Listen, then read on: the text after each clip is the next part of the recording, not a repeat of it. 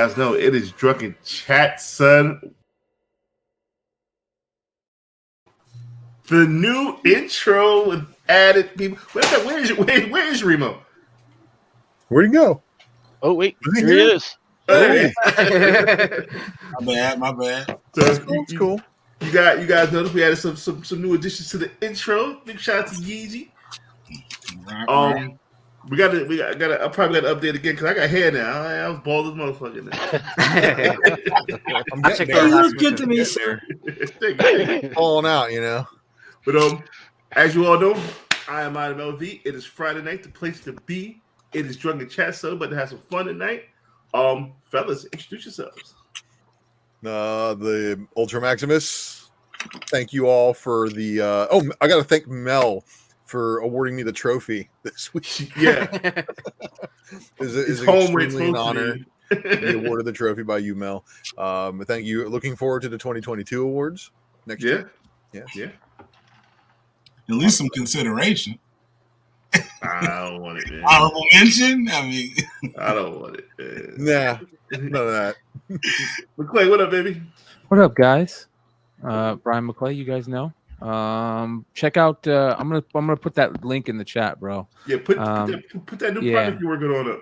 Yeah. I got a new project that I'm working on. You guys go check it out. Excuse me, McClay, can you send me that chat? Do you have Instagram, please? Yeah, for sure. Can I name it? My technology will pick it up. Yeah. Can I name it? Because I'm working on some cool names in my mind right now. I need some names, dude. Come up with some names. What do you got? Oh man, the McClay Experience, bro. Yeah. That's a good one. But I keep coming. I got so here's my problem. I've got two new projects, two new channels that I'm starting. Right. I've got one that is a little mysterious that I don't want to talk about yet, and then this one, which is all about going through amazing collections and finding historic finds and grails and stuff like that, and it's gonna be a lot of fun. So I'll drop the link in the chat here. I like grails. Yes. Probably got China mnemonic special effects. No, he's got the fucking Rorschach, bro. Remember that movie? I thought it was Predator Vision. I'm about to really show my age. Remember that movie Woofing? And the Vision of the Wolf? See, Remo know me. We were the same age. You're seeing it through the werewolves. Yeah. That's wild, right? Damn. Woofing. Goddamn, I'm old. Scared the shit out of me when I was a kid. Man, listen, I forgot what it was as a kid, man. Back in...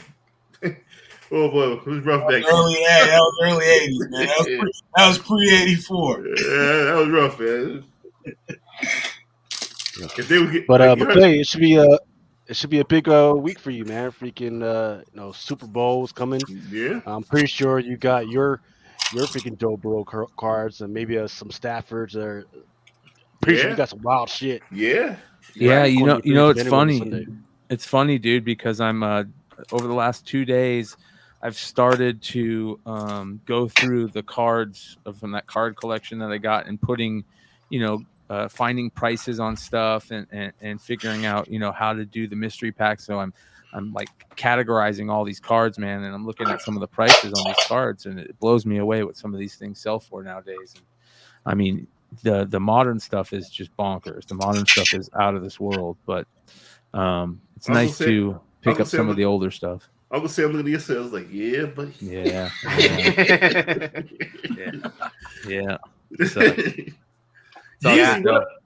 Man, I got a lot more to learn about cards because, I was dumb earlier this season. I was breaking like absolute, and then I gave away a 2020 select pack. Well, I ripped it on camera. Guess what I pulled out of there? A Joe Burrow rookie card. And I just gave it away for free. Like, I'm just giving away shit, so... but I mean, I made my money back like easily on like whatever they bought, like an absolute blaster or was it even a blaster? It might have just been a hanger, but whatever. You lift the weights, bro? No. He's got over there. Look at Mel trying to be flattering. Oh, Aaron, I forgot to tell you. You had sent me a stack of cards that I had bought from you off Whatnot a while back, and you had put one of those select packs in there with my cards, and I pulled a Burrow rookie out of that, and I forgot to tell you. I give away 2 Burrow rookies. Yes, I forgot I'm to winning tell in you, life. Did you put a pack in my card that you sent me? I know, right? Can I get a pack? And it was wild because I extra? already had a big stack of Burrow rookies, so I didn't think much of it when I pulled it. Then, as the playoffs kind of went along, I was like, "Hold on, man, this is the fucking Beatles might go all the way." I've been meaning to ask you what was in there. Yeah, we know what's crazy is, man. Freaking, there was those $20 freaking blaster boxes at Walmart, man, and I sent a couple to Brian or whatever I could snatch up, and once again, they were just $20 freaking dollars. Now if you go on eBay, at one point last week, right after he freaking won, those shot out to $250. They've since gone down to like $145, but still, that's still a pretty damn good investment for something that was originally $20. Hey, Darryl, it's your first time checking us out live. Yo, appreciate you, man. Thank you for the support, brother. Yo, buckle up, man. We'll have a good time now, goddamn it. Yeah. Remo, what up, baby? You know how I go, man. Big Remo.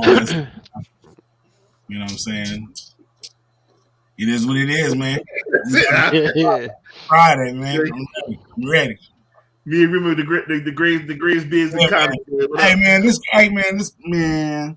I ain't gonna age myself, but I'm old. But you know what I'm saying?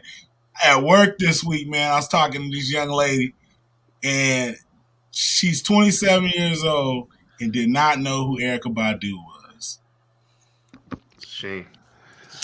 That's a totally different generation, though. Now, No, it's just there's an entire grew up listening to like Spanish music and like alt metal and shit. But I'm like Korean.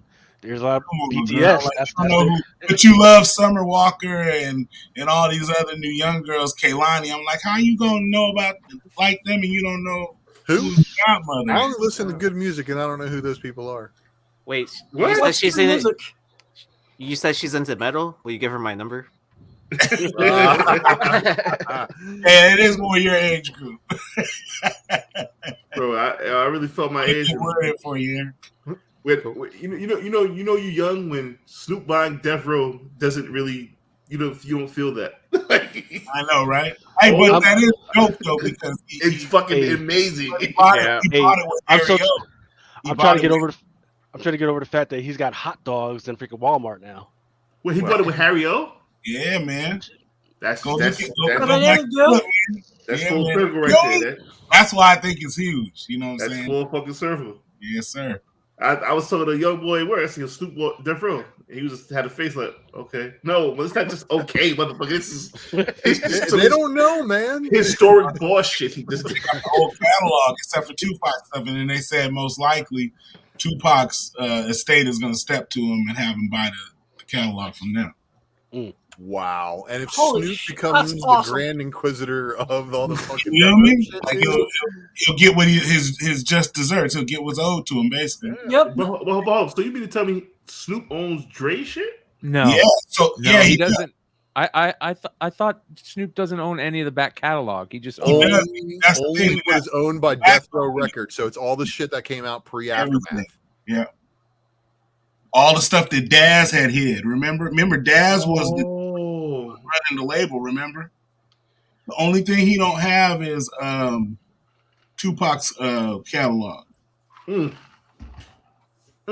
Because Whack 100, I don't know if you guys keep your ear to this street, but Whack 100 was run. He owned it.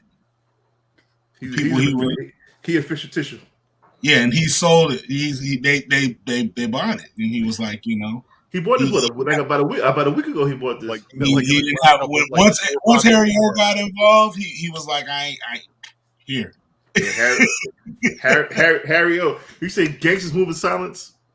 Harry O, bro. This is big. This is big. So, did you guys ever hear the story about that deal with Master P and him? When P with the No Limits?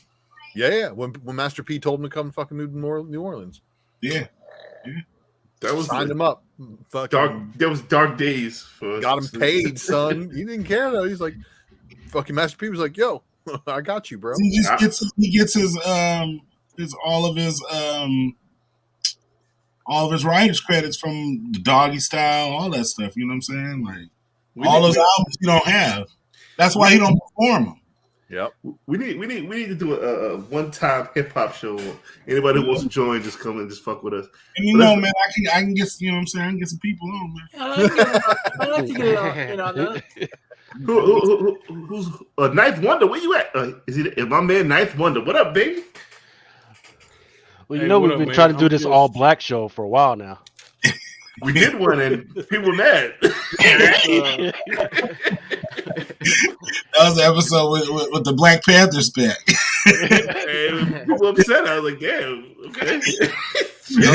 Was that the episode that you had Mercer on? Yeah. They were upset. Chat was tight that night, man. I don't know. Man. I don't know. I didn't mean nothing by it. It's what the tale of my people's like. Okay. Oh shit. Well, I'm just over here working on the B-sides for a little. It's gonna be a short B-sides because I know Ultra. Not to spoil his lead, but I know Ultra got a fucking hell of a matrix for us. What? Tonight. Yeah. I've been waiting. I do. Yeah. All week, or at least since Wednesday.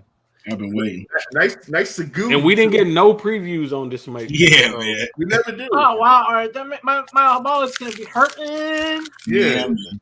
And that's what I'm a little. I ain't mad, but shit. If I would have known like on Wednesday or Thursday, I could have, bought a couple. Okay, all right. So I'll say this: it's 50 books, 3 topics. Enjoy. Yes. What? And I do have. Y'all better tell a friend, tell a homie, tell a hustler, tell a customer, tell a hater. The Matrix. Tell the world, yo. The Matrix is going to be. The Matrix will be pimping, man. It's gonna be fat. It's gonna be some money spending tonight. Well, there's gonna be a market correction on at least 3 books in the next coming days. I can tell you that. Yeah. Oh, we going there? We doing that? Oh, we doing that? Did I not explain what I do? You already know. I'm making Ultra an honorary comic pimp. That one gonna break some hearts, man. Hold on, man. Let me pull this thing out. Hey, man, I already got everything saved. It's already like all I gotta do is run it through the internet. You know what I'm saying? I know. A lot of people were wondering. I know a lot of people already know because I heard it's been talked about in a lot of forums about my decision on that trial of Amazon. I went ahead and did that, man. Twice. So, yeah. Hater and love, the underdog is on top, man. That was Monday morning stuff, man. Introduce myself. Hey, Adam. So, what's up, man? I haven't seen you since Wednesday. It's Brian Adam, the comic pimp, the main man behind Awesome Sauce Radio. And tonight, I actually have a giveaway for the show. Really? Yeah, I'm gonna give away this. Back, yeah? Darth Vader 20. What? Another one? So we got at least 2, right? Yeah. Look, I gotta say something about this book. That book couldn't have been timed any better. People go to my YouTube channel, subscribe. Whoever's the 200th subscriber, I'll gladly give this to you. Okay. What were you saying, Ultra? Oh, I was saying that that book couldn't have fucking come out at a better time with the episode that had just fucking aired. Book of Boba Fett. What is that book hitting? I don't know. I haven't even looked at it yet. I got 2 copies of the first print, and I've got 4 copies of the second on the way. So you got 3 now. Don't be waiting a couple days. Well, shit, yeah. Well, that's all the better. I honestly love the book because of how it timed right with the Book of Boba Fett and the fact that Grogu had come back. We hadn't seen him since the end of Mando. Everybody had been kind of jonesing for their Grogu. Mm-hmm. And well, I mean, it is just a cover. Hold on, I gotta take a picture of the 100. It is just a cover. Just a cover. But there's lots of just a covers. You know what I'm saying? There's lots of first appearances that are just a cover. Yeah. Yeah. Like my girl Gwenpool. Yep. Yeah. It started off as a joke. What and I will have, it started off as a joke. It got beat to death, and now it's good. that was back right. No, man. Trust me, I got a video with a girl, an ice cream cake, a Gwenpool costume. It's coming soon.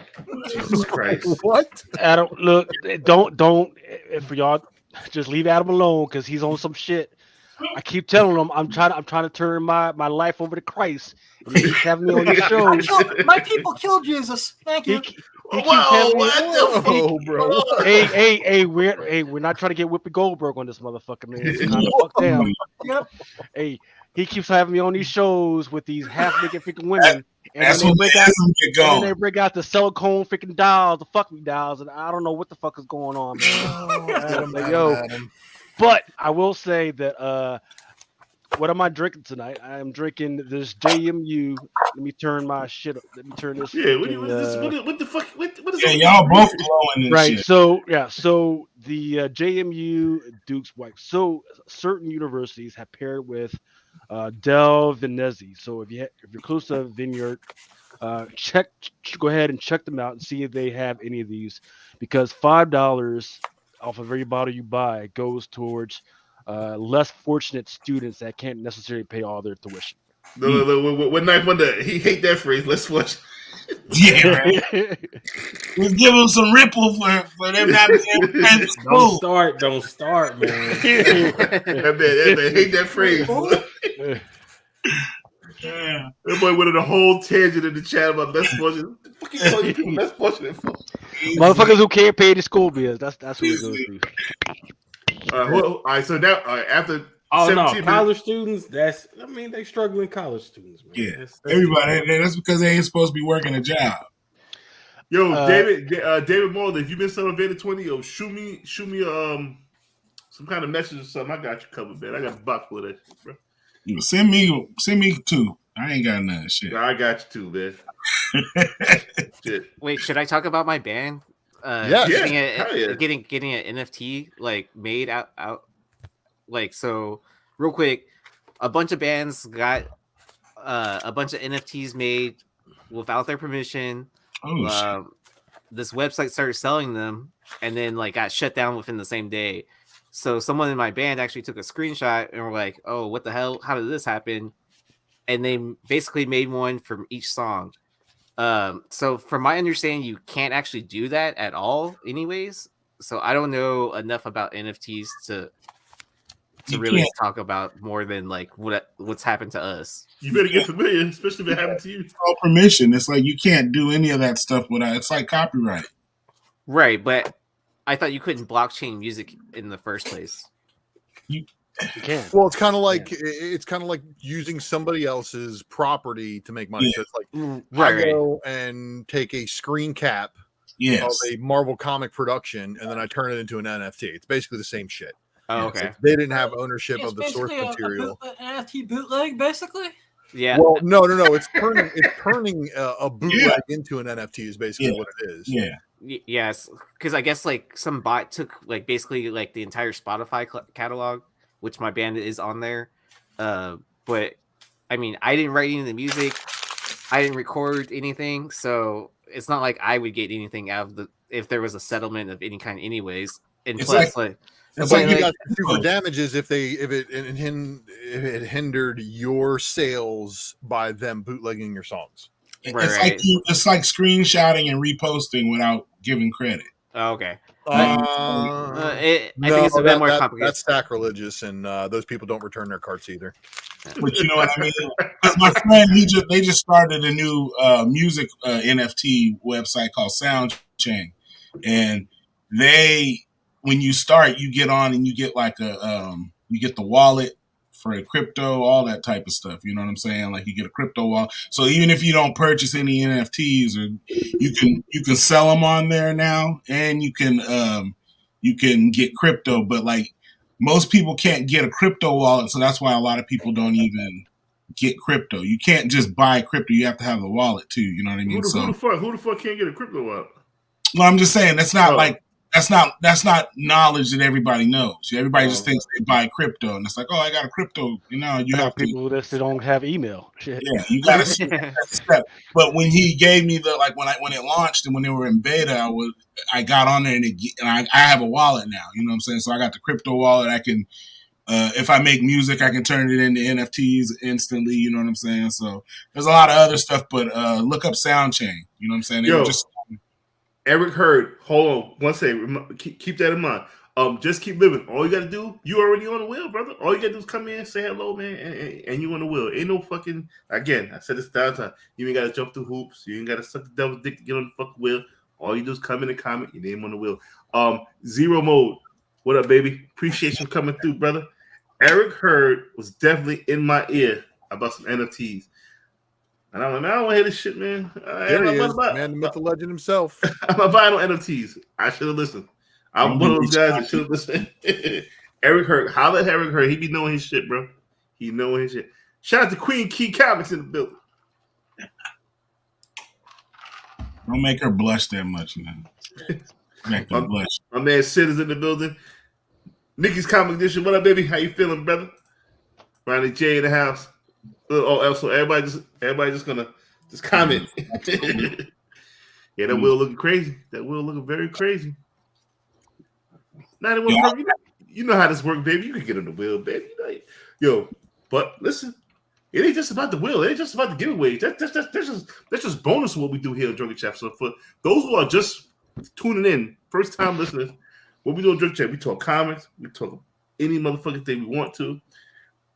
We have something called the cover B-sides with my man Ninth Wonder. We also got something called the Spec Matrix with my man Ultra Maximus. We got Weed with Brian McClay. And is there a perversion with Blind Adam? Perversion with Blind Adam. Jesus. You know we got and one of the biggest things is FOC with Lucas. So we're gonna go to probably about 4 in the morning. So buckle up. Right. So this one is not going to be, this particular one right here is not FOC. This one is my black as fuck covers. Oh. Your what is fuck? Black as fuck covers. We're about to lose 40% of the audience right now. Yeah, they fuck this. Hey, this is February for those that don't know. This is February, so it's Black History Month. So I just want to hit y'all up on some stuff that either it's stuff that's kind of historical that y'all might need to know about, or just some cool covers that got that Black African American freaking that vibe, man. All right. So unfortunately, fucking DC decided to jump on that fucking Black History shit, right? And they're not coming out with this cover. They are coming out with this cover. I just don't know. No, I just don't feel about it because I just don't feel like these two are kind of representative of the African American community right now. So you say they just come out every February, show their rings, and go back to fucking exactly. All right. But that's what DC decided to do. Now everybody knows about this one. So Joyner is definitely involved right now. I mean, they just finished Far Sector, and she's on the current green. She's a part of the current Green Lantern comic. Her and that little teenage Green Lantern too. Yeah, Quintilla. So, but John Stewart, he ain't doing too much of nothing right now. But everybody knows about this one. First appearance of Barack Obama on a Marvel freaking cover. But what people don't know is that there has been a couple of other comics that he was actually on before that, and one of them, the first one that he was on was this little known comic called Licensable Bear #4. There was actually 3 different versions of this. The first one that was out there was the one in the middle. And then the second one was the one but the one that is the most rare was the one on the far right. That's when he was actually like possibly going to win, and they decided to put those colors on there. And I think the print run on that one is actually 50. So there's only 50 of that. Oh, wow. The one in the middle, there's 1,000 of those out there. The one on the right, there's only like 50 out there. Okay. And then see what else. And then that's him inside the book right there, a little panel to the right.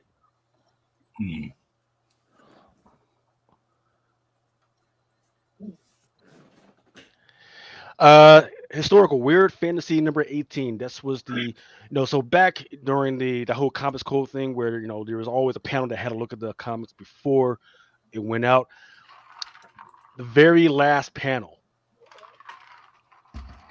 it was about, so the story was about an astronaut who goes off to another planet, and then he's interacting with these aliens, and then on the very last panel, he takes his freaking helmet off, and then he was a black guy. Well, the Comics Code panel was like, no, we can't have that. We can't have. Yeah, it was like, hey, didn't get published. Yeah, we can't have a black guy as a hero because back then it was okay if the black guy was a criminal, if he was an outlaw, but you couldn't just have him as like a scientist, doctor, or just straight freaking hero. You couldn't have that. So they're like, hey, you got to freaking change it. So the company kept going back and forth, and they finally let them have it. So this one was like the first one where the hero was something other than what they already had. That's pretty fucked up, but it is what it is. I'm glad it finally got it in there, though. You know what I mean? Like, yo, this was at the Midtown Warehouse, and I missed the box. The very first Midtown Warehouse, it was in a box, 2 boxes that I had just finished digging, and I didn't see it, and somebody pulled us. I was like, fuck. So you just got to be careful with this one. I can't believe this one is still as cheap as it is, but there's the original copy, which was the 10-cent one, and then apparently another company came out with a reprint of that one. So you just got to be careful one. But I still can't believe that copies of this are still as cheap as they are. He said that's Tyson. You dirty motherfuckers. Yeah, hey, so when the hype around Joe Louis was first coming up, man, before that, really had trading card for boxers and everything. There was this book that's out there. This one's actually kind of pretty cheap as well for some of those not near mint copies as well. And this was like the first time like you had like a famous African American like prominently on the freaking cover of any type of magazine or comic book. Damn. That's one of those little books, right? The little. Yep. Yes, sir. True Sports Picture Stories, Volume 2, Number 9. Right. So one of the most famous Negro League pitchers, Satchel Paige. Yeah. His first appearance was in this book, right? And that was when he was in the Negro Leagues, right? So this is years, maybe like 2 to 3 years prior. Kansas City Monarchs. Yep. Prior to him actually having a trading card. So think about that, right? So even before he had a trading card, his first appearance was actually in this book. What was that? 44? Number 9, Volume 2, Number 9. What year? 54? 1944. Yep. 44. Really? Yep. Yeah, Lucas dropping gems, baby. Okay, I'm digging this. I'm back. I know about this. Yep, Lobo. This is one of mine that I'm constantly on the search for. I got number 2 and number 3, but I don't have number 1. This is when like the first time that a African American had his own titled series, right? And once again, just like I was telling you about Weird City number 18, where hey, you couldn't have, a African American as a hero. Well, he was a hero, but he was an outlaw. That means he had done some shit wrong, or they thought he had did some shit wrong. But so you couldn't just have a straight out African American hero, is what I'm saying. This was the first African American hero on cover, correct? Oh, first African American on cover. First African American that had his own series. Gotcha. Yeah, I might have to get this shit, man. I mean, why not? Yep. So some of these came from Comics Main. He felt like yeah. Boy went on there, dude. Yeah. Box of black books, man. He's like, I just had him on the side here. So we all know the character of Spider-Woman, right? But I forgot to put the photo of her in here. But there was actually a black Spider-Woman in this book prior to all the other Spider-Women. So this one is Spidey Super Stories number 11. And that was like, I forget the name of the librarian, but she found the spider suit and she adjusted it so she could actually have some type of spider powers, whatever. But that was the first one. Okay. This Black Panther number 2, the Run the Jewels joint. I kind of like this one. Bro, this cover. That's an awesome book. This cover is there's printing money on fucking on whatnot. Yep. And I've seen the them go for different 60s. black and white version Right. too. Yeah, there you go. Yeah. But what I didn't know that there was this one, right? And you know how much I hate like second and third print scene, but you know what? I'm down with this one. It was all just new that one. art for the second print, though. That's what made it great. It was a completely different artwork than the first. Yes, sir. It's really good art. Gotta say that one. When a World Comic says he still has 100 of the Riz, well, Yo, lace me, help bro. the What's motherfucker up, up, man? Come on, man. Lay a couple down, you know? Yeah. I recall the digging party at Dennis's movie theater, right? So if memory serves correctly, and going back to the days when Ultra was just a lowly comic book store employee on New Comic Book Wednesday, this actually is the very first released hip hop variant. that would be interesting. Really?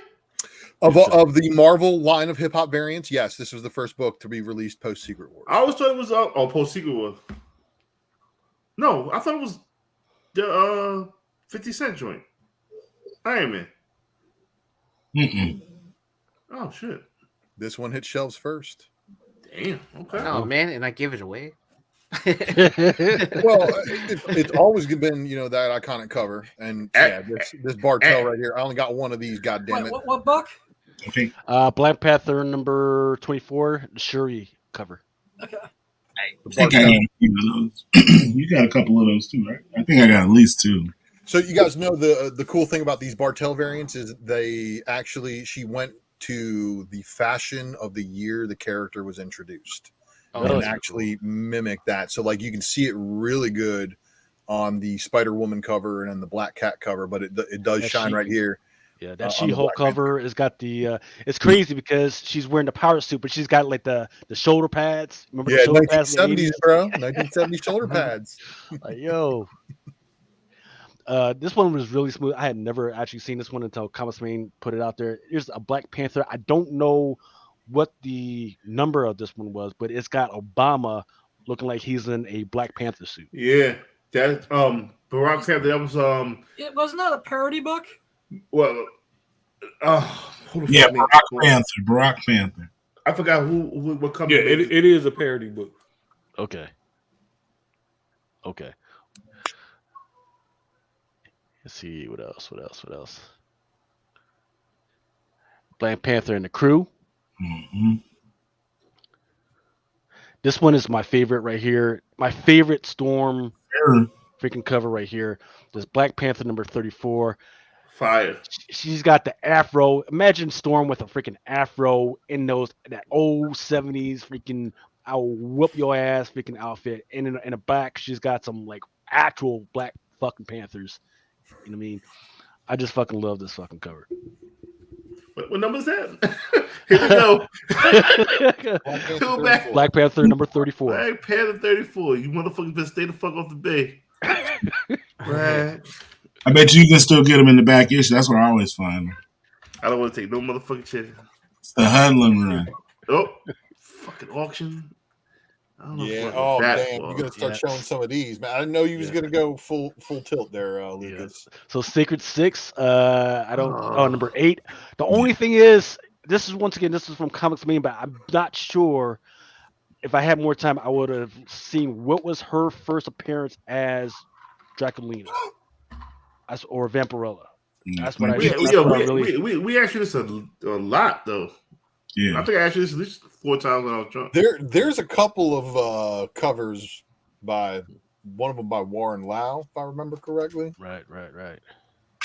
Super thickness. Yes, sir. Yeah. And then the Marvel Voices Legacy, not the Legacy, but the Marvel Voices joint, right? With Luke Cage and Black Panther getting a freaking haircut at the barbershop. Once again, this one was actually a male joint, right? Bro. And I wasn't even specking on this like go buy the book. I think this is a dope fucking cover because if you know what it's like to be in a barbershop, this captures that whole motherfucking vibe. No matter what city you in, no matter what state you in, this captures the Black barbershop vibe. And all you need is that one dude coming trying to sell you CDs and DVDs, man. CDs, DVDs, chips. You know, like goddamn condoms. Like, oh shit. No, but this for that reason alone is why I love this cover. And then you know what I just noticed? I had just noticed today is that if you look in the mirror, you can see Riri and Miles Morales in that movie. Yeah, they're like looking and trying to look in, right? No, they're sitting off to the side. Oh, okay.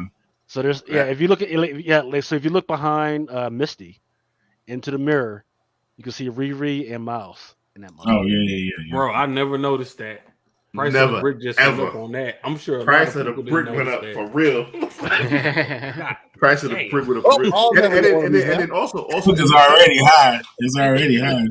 I'm glad I already got one. In the guts is like the 50% of the spider who bit Peter Parker, some crazy shit like that. There's a lot of shit that happened in the guts of this book. Yeah. There's some other stuff in there too. Because this is the B cover, right? It was like a B cover or C cover or something like that. Yeah, nobody ordered it. Yeah. Well, that was the book that got reprinted after COVID shut down. Right. So during it.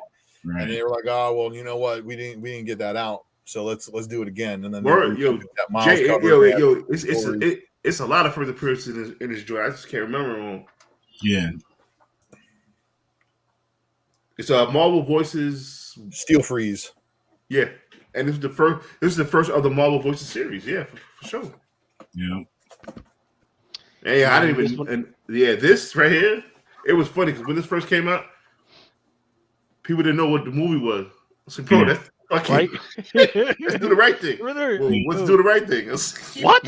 I stopped going to one of my shops because of this book. He tried to fucking raise the price on me.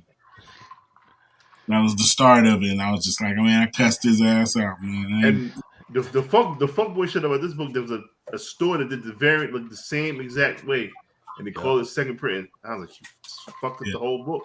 Yeah, they definitely have a second print of it. There's very few movies that for me capitalized freaking the 80s, and that would be Doing the Right Thing, Malcolm X maybe, and then I forget the name of the Color Purple. Of course, man. Yo, shout out to my man God Tank. If you guys want to follow God Tank 1, he's on Instagram. He killed it with the fucking when we had the art contest for a Bitterroot. Yeah, he did a color purple homage. Shit was crazy. I bought that instantaneously. Just instantly. I don't know. Kid and Play. Yep. No, go back. Because there's other people that need to know about Kid and Play. Yeah. The last issue. Because I don't know what you came to do. Come on now. You don't remember the last issue? Issue 9, is that issue 9 with the Venom appearance? This one is issue number 1. Because of movies like this that I thought dudes that were in their 30s were still in high school. Hey, it depends on where you go to school at. Alabama, North Carolina. You read about that. Never know. Nah, but the last issue of Kid and Play, Adam is right. Go ahead, talk about it, Adam. It's issue number 9. It's got an appearance by my homie Venom. Really? On the cover. Look up. On the cover. And nobody ordered that book. Who the fuck ordered Kid and Play number 9? Yeah. Why did they go past issue number 1? Why did they go past issue number 1? That's the miracle. Make it past issue 9, yo. I'm looking for issue 3. I got the fucking complete run except for issue fucking 3. Don't ask me why. Of what? Kid and Play? Yeah. For real? Yeah. You need issue 3? At issue 3. See, you gotta let me know what you need, Mel. We'll be able to look at Bolo, baby. Shout out to my man Bolo. Let's see. This one is another one from Comics Man, Black Panther and the Crew #1, a hip hop variant. I forget which cover or which record this is. Fuji's the score. Yeah, there you go. Why is it? Why is he on the show? That's what do you call it? That's the Firm. Oh shit! It's the Firm. Definitely the Firm. Okay. My bad. The I forget what there was another one that was the Fuji swipe. Yeah, they have a Fuji swipe, but that's the Firm right there. Big shout to Black Key Comics. Give him a follow on IG. Now, are you Black Key? Are you the same Black Comic Museum that I'm talking to currently right now? Because I'm trying to get you on the show for a minute. So anytime you want to come through, brother, come on through, bro. Yeah, man. Black Key be having the books. He be having that that And logo shit. I'm mad that I fucked it up because the firm used to sit and repeat play in my fucking. You feel me? I knew better. I knew it was a Freudian slip. Yo, bro, Black Key. Anytime you want to come on the show, you got full pass. But just hit me up. Like, I want to come through. We would love to have you, my man. Yo, Black Key is the one that was putting me up on that Tukey. He did. Yeah. I just want to say this for the firm. It's that Noriega song, I'm Leaving. Yeah, I'm leaving. I'm leaving. Yeah. That Black Panther #3, everybody's a lot of people are feeling that Joe Jusko joint, right? Mm-hmm. I'm not really feeling it. No. It's like, hey, if you can't get anything else, that's fine. But this Joe Jusko right here, this Black Panther MK20 #5 Legacy #177, with him on the throne and nothing but Black Panthers around the throne, I'm feeling that. Bro, I had that in my cell. Like I had that in my my high ratio cell not too long ago. Can we talk about that real quick? Go ahead, let's talk about this book real quick. So why does the Constellation Prize Joe Jusko get to come out the gates at $35 and everybody openly spend that? But the actual best looking cover, and I'm gonna say it right now, is the Frank. The Frank smashes all the other covers artistically, but nobody's giving it any love because they don't got it. Well, no, the Frank is more rare. You can go do a quick eBay search. It's way less of the Frank. The only ones you can buy now on the Frank right now is jacked up. All of the high grade copies is on auction only. Just go $25 all day. Buy it now. It's about 100 of them on eBay right now. But you think there's enough to satisfy people with the Jusko? Franks. If you can get a Frank, yes. Every shop I went to on Wednesday had the Jusko. Every last single shop. They didn't have no Mando and Grogu. They didn't have no the fucking new indie book, Living Land of Gods. They didn't have no Avengers 53, no Avengers 53 Miles, but every shop had the Jusko. Really? We got to keep in mind, I'm in Dallas. It's about 20 LCSs. On a good Wednesday, I might hit 8 of them. 8 of them, everybody got the Jusko. Nobody got the Frank. You don't got none of the hot books that tell me that book was overrated. What you got there? They have this one now. When you told me to go grab, I got it. Oh, the 1 in 15. What's that? The 1 in 15? Yep, that's what it looks like. It's a ghost. You giving it away? Big Remo giving away 1 in 15. You see how fast that bad boy hit the deck? Nope. Yo, I went around nowhere. Nobody had it except for one spot, man, and he held it for me since Sunday. So wasn't the 1 in 15 like green or something like that? No, that was like the B cover, I think. Okay. This is the 1 in 15, and then there's a 1 in 25, I think. Yo, I got a sketch cover of this. I thought somebody drew this shit. That's why I bought it. Yeah, but this kind of epitomizes, that feeling, man, of when you see yourself representative. Yeah. I don't know but this kind of brought feelings for me, and I think that's the last one I got. Yep, that's the last one. Yeah, that was a solid, sneaky presentation, and like I said, Black Key. Also, my man Dre Barnhouse be having the dope shit. Definitely give those two brothers a follow. Dre Barnhouse in the chat right now. Black Key's also in the comments in the comments right now. Give those brothers a follow. Yo, wealth of knowledge of Black comics, and I would love to have them brothers on the show whenever they good. They open it invite. Just hit me up. Y'all brothers could come through and shit. See, I think that's what people got to realize though when they delay Jusko. That just means they have more time to print more. That's all that meant. You know what I'm saying? That Frank came out of nowhere, just like the A cover and the 1 in 25. That's why they held. I think the Frank cover is the best cover, but sometimes cover A's is the ones that people remember. Yeah, and then the Frank was the last. It was the last cover added to the FOC as well. It was like the very last cover added to FOC, which is why I said it was BS that they held off on the Jusko. And everything else was available on day one. I feel they went back and printed more, of that Jusko because they saw that it was going to be, They saw that the demand was going to be They there. probably had orders to fill, and we're going to allocate a whole bunch of them. Exactly. And that's the thing that's pissing me off too. Is like, why not just delay the whole book for 2 weeks if you can't get one of your variant covers out? Yo, Joe, like I told you before, bro. Yo, I'm with you with the struggle. Lucy's gonna put together something nice. Lucy, this is your project. I'm giving you homework. Put together that Mexican month joint and do the same thing we just did for Black History Month. Yep. We don't discriminate at all here, bro. Yeah, and I was on, I think it was Nirvana one time with Lucy and Laura, and I said, hey, I want to come back and do a Mexican or a Latina joint on there with them, and we just go through whatever covers they feel. This epitomizes that same thing, man. Let's do a Mexican one. If you're Native American, let's do a Native American one. Let's do one for Asian, Pacific American. Everybody, yo, we don't discriminate at all, bro. Hold up. Somebody wants to see the cover of the Frank. Ultra, I got you. Hold me 2 seconds.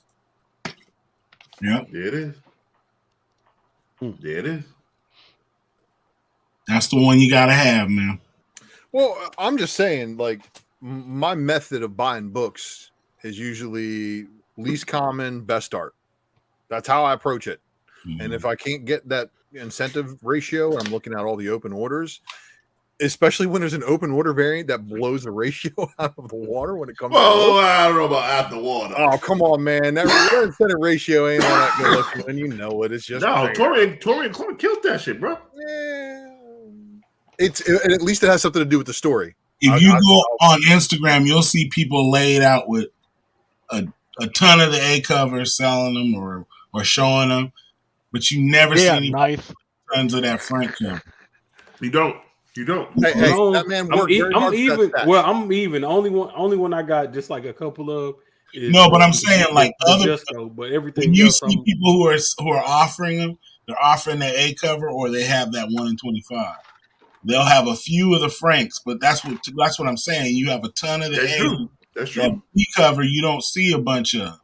And it's because nobody wanted it. They didn't care for the book. If you wanted the 1 in 25, all you had to do was order 25 of the cover A. You didn't have to order any cover B. Yeah. So anybody who split it up, and they might have got 20, cover A's and 5 of the Franks, or 10 and 15, or whatever. How they did it, it's still not like they ordered more of the B cover, which is always the case. It's never the B cover is the heavily ordered one. Well, and the Justco didn't come out, right? So it wasn't factor to it, Right, so actually, Remo. So here's what's actually been happening for some of the stores, right? So ever since the UD days, Unpressable Defects days, because they kept saying, hey, freaking the A cover is going to be the one that's going to be out there, right? Because for some reason, the companies were always late with showing B art, and when they did show the B art, it was kind of crappy, right? So everyone would say, freaking, always shoot for the B. Always tell your comic book store you want the B. So all of a sudden, the B's were the ones that everybody went and popping off. Well, everybody made that adjustment. Everybody was getting B's, so the A's for a while were the ones that nobody was freaking getting, because I'm getting all these A's and I'm going to end up returning them to that publisher anyway, right? But now there's been a shift, right? Now everybody's getting freaking B's instead of freaking A's. So now what you got to do is think about that. And not only that, a lot of people are saying, well, I'm not going to wait. I'm not going to get any of these. I'm just going to wait for the second and third prints to come out. Mm-hmm. And that's even crazier to me. So it's a gamble anyway. So, man, this is going to be crazy to see how this is going to. I mean, in the meantime, we're not getting proper and correct freaking numbers from Chromacon and Diamond to freaking gouge what the heck is going on. They just speaking of numbers, did you get that thing from my man Ninth Wonder Lucas? It's in the IG chat for the B-sides. Let's see. I will check it out. So while Lucas is doing that, and that was a phenomenal presentation, my man. Thank you for doing that. I'm getting a lot of good feedback right now on IG. Get a lot of good feedback right now in the chat. The chat is lively right now. As we approach, how many live we got? 129. 129 live. What? See, Nice. Yo, give us those thumbs up. Yo, we here having fun. Yo, we bugging out. It's Drunken Chat, son, is the place to be on late Friday night. Yo, man, haters, you're more than welcome. We love you. Anyway, though, Knife, you almost ready? Oh, you gotta wait for Lucas, right? Yeah, I'm just waiting for Lucas to upload those pictures, and then we can get rocking. But Ultra, what? Give the people a taste, a little sliver of what you're working on tonight. Hello? I'm trying to think of He's like maybe. He's like, hold on, I gotta press this eBay buy button first of all. No. I did all my buying earlier, so I got it all out the way. You did. The rest of the sharks. We gotta go with the rest of the sharks. Yeah. That's why I'm motherfuckers just sit on the fucking boat and shit. Well, I'm trying to think. Let's just say it's a very reactive matrix. So it's gone nuclear. When somebody inserts the, nuclear material into my hand, and I make it go full on fucking meltdown. Well, I mean, that's basically what we're gonna do tonight. Did you get your what's the name surgery? Your robotic surgery? Oh no, I got my first round of injections, and I was supposed to go actually Thursday, but it got postponed until Monday. And of course, dealing with all this car dealership warranty, not warranted, and them trying to be like, oh yeah, here you go. Here's an $1,100 bill. I'm like, wait. What's this thing called a warranty for? So I'm dealing with a lot of that stuff, and but I'm in a loaner, so it's kind of cool, and I will be able to attain my next visit. See, I can't. My next round of injections. I can't. I would have run a spin, but my man Lucas is busy. But I'm gonna show you what I'm giving away.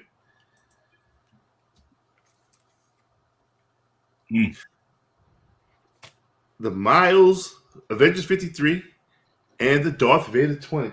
Yo, a lot of people didn't like the Miles 53, bro.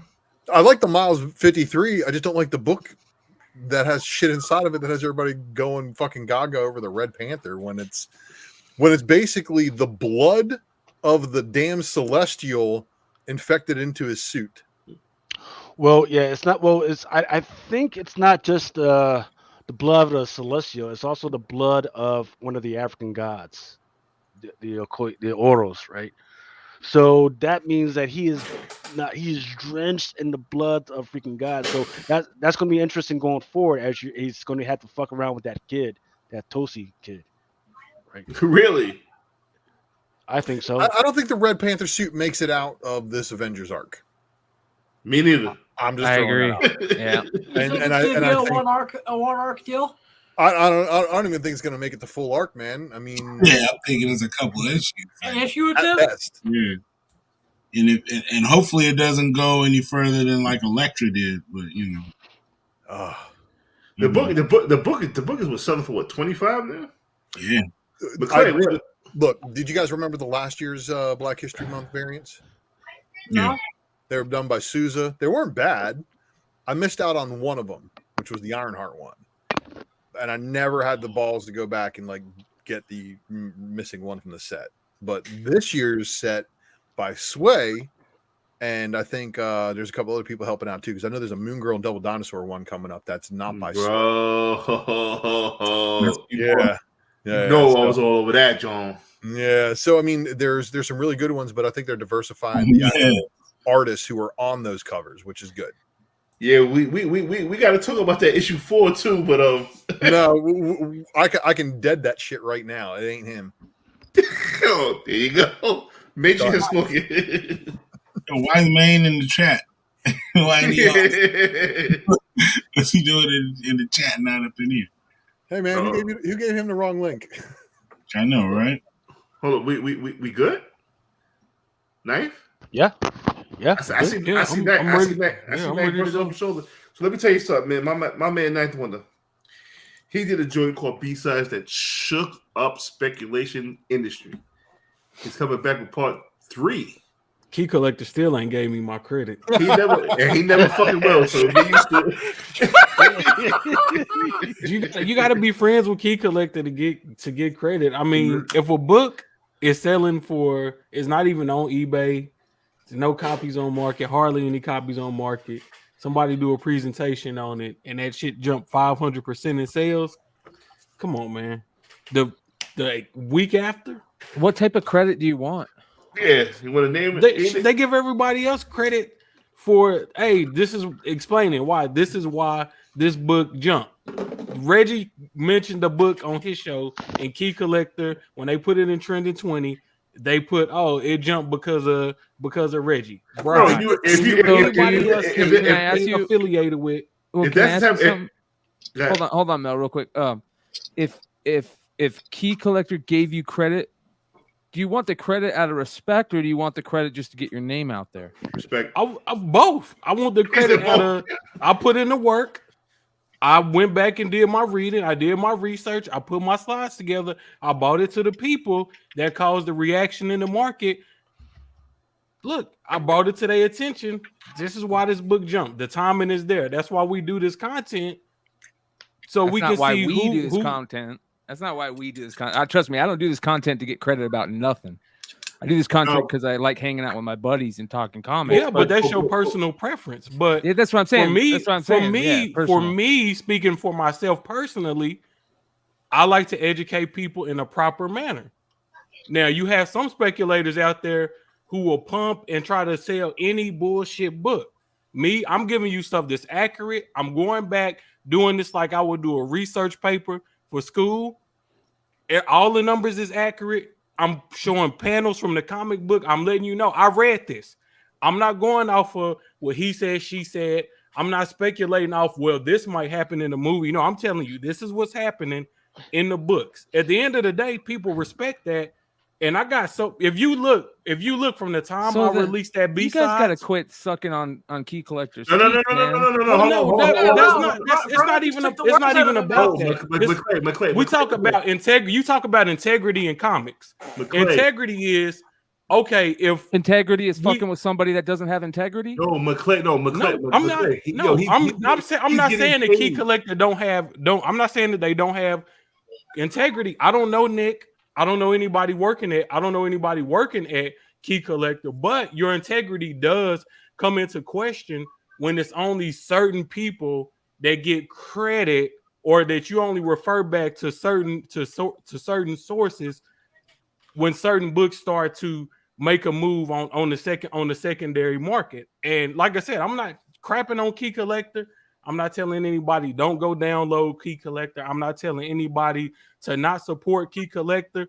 I think Key Collector is a good resource. The only thing I'm saying is they need to be 360 with the way they disseminate information. Just don't pick and choose when it's okay to give somebody credit and when it's not okay to give somebody credit, because that's what put your app at question when people say, well, you know, they only giving certain people credit, or they saying that this is a first appearance and it's not. That's the type of stuff that makes people kind of second, question the app. All I'm saying is that, hey, it would be nice. They don't have to do anything, but it would be nice if they were just a little bit more thorough, in their research, because a book is just not going to jump up for any reason. It never really happens where a book everybody just decides at one time, oh, I want to go and buy a book. Think about all the spec matrices Ultraland did and caused the book to move on the secondary market with accurate speculation, not making anything up,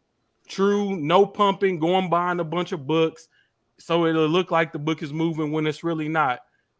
You don't think that he deserves some type of nod for that?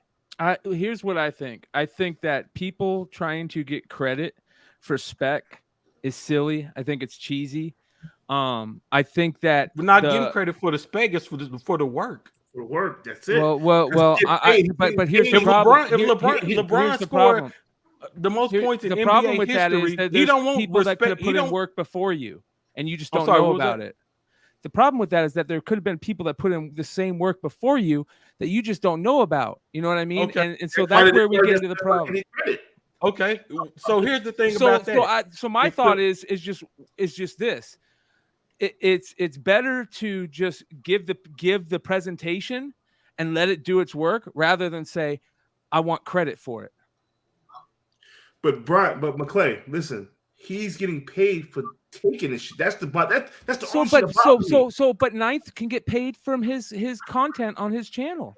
That's the same. It's not the same. So that's what I'm saying. Like we need to quit. We need to quit crying about this person doesn't give this person credit, or this person doesn't get. Leave that shit at the door, man. Just make your, like you said, you made a presentation that was fucking amazing and it changed the market. Let that do its own talking. Don't I don't mean to like sit here. You're 110% right about that part of it. I ain't really had to say, it's key collector. I'm not saying they don't have to do anything. You know what I'm saying? Exactly. But I'm not mad at anybody. They are making money off of your content. That's my only thing about it. Is on your site, take your information and put it on their site as the and he bred up. They're making money off of it. And if they make money off of it, Remo, they have to. All this work that we're doing, we're taking information off of somebody else to do we're this reading work. the books. We're reading the books. Stop. I think we're talking past each other, right? Because I understand Brian is correct, right? But we're all correct. No, hold on. So what Ninth is talking about is that he talked about a book, and then the price went up. Key collector noticed that the price went up, and instead of saying, hey, it was because of the work of Ninth Wonder, they attributed that go up to somebody else that had nothing to do with it. But I think we have to remember that how does Key Collector know that price went up? Because he's got things with those companies that he can look at their data and see that the price went up 270% of this, and he doesn't know why. All he sees is that it sold a bunch of copies and the price went up. He's not going to go searching for why it went up. He's just going to tell you it went up. He doesn't care about that. But you should. That's the thing. That's the thing about analytics. I completely understand that, and McClay is right in what he's saying, that nobody should just be. It shouldn't be Key Collectors.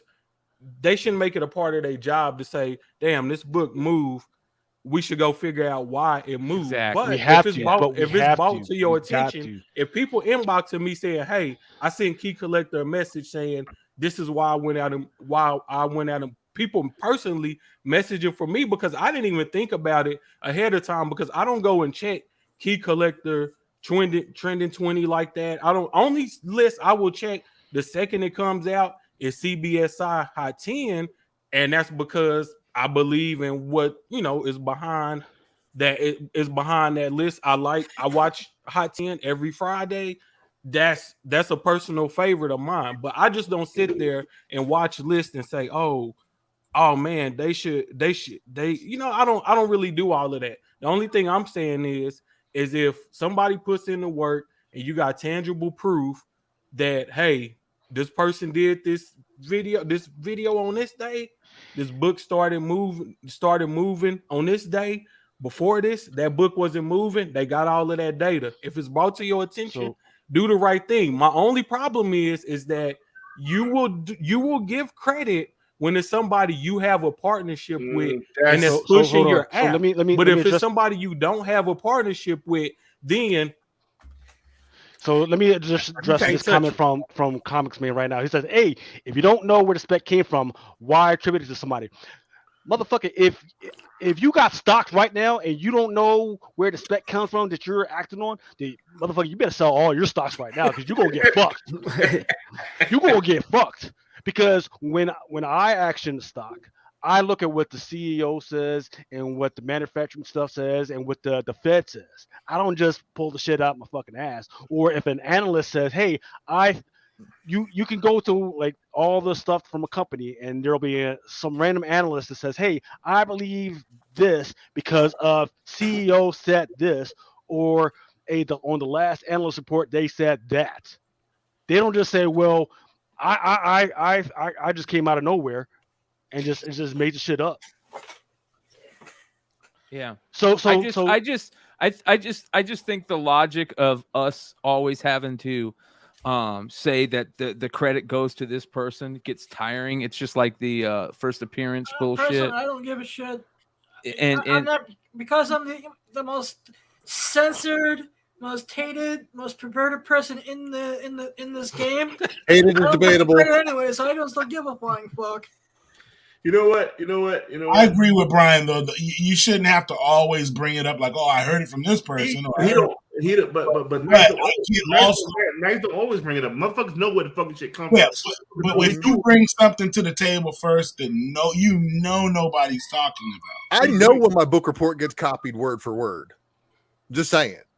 That too. I mean, especially when you're doing it, it's like McClay. If you come to the table and you're talking about a specific card that nobody's talking about, and you're the one that has it and it's graded, and then all of a sudden you start hearing reports on this card, where the information came from.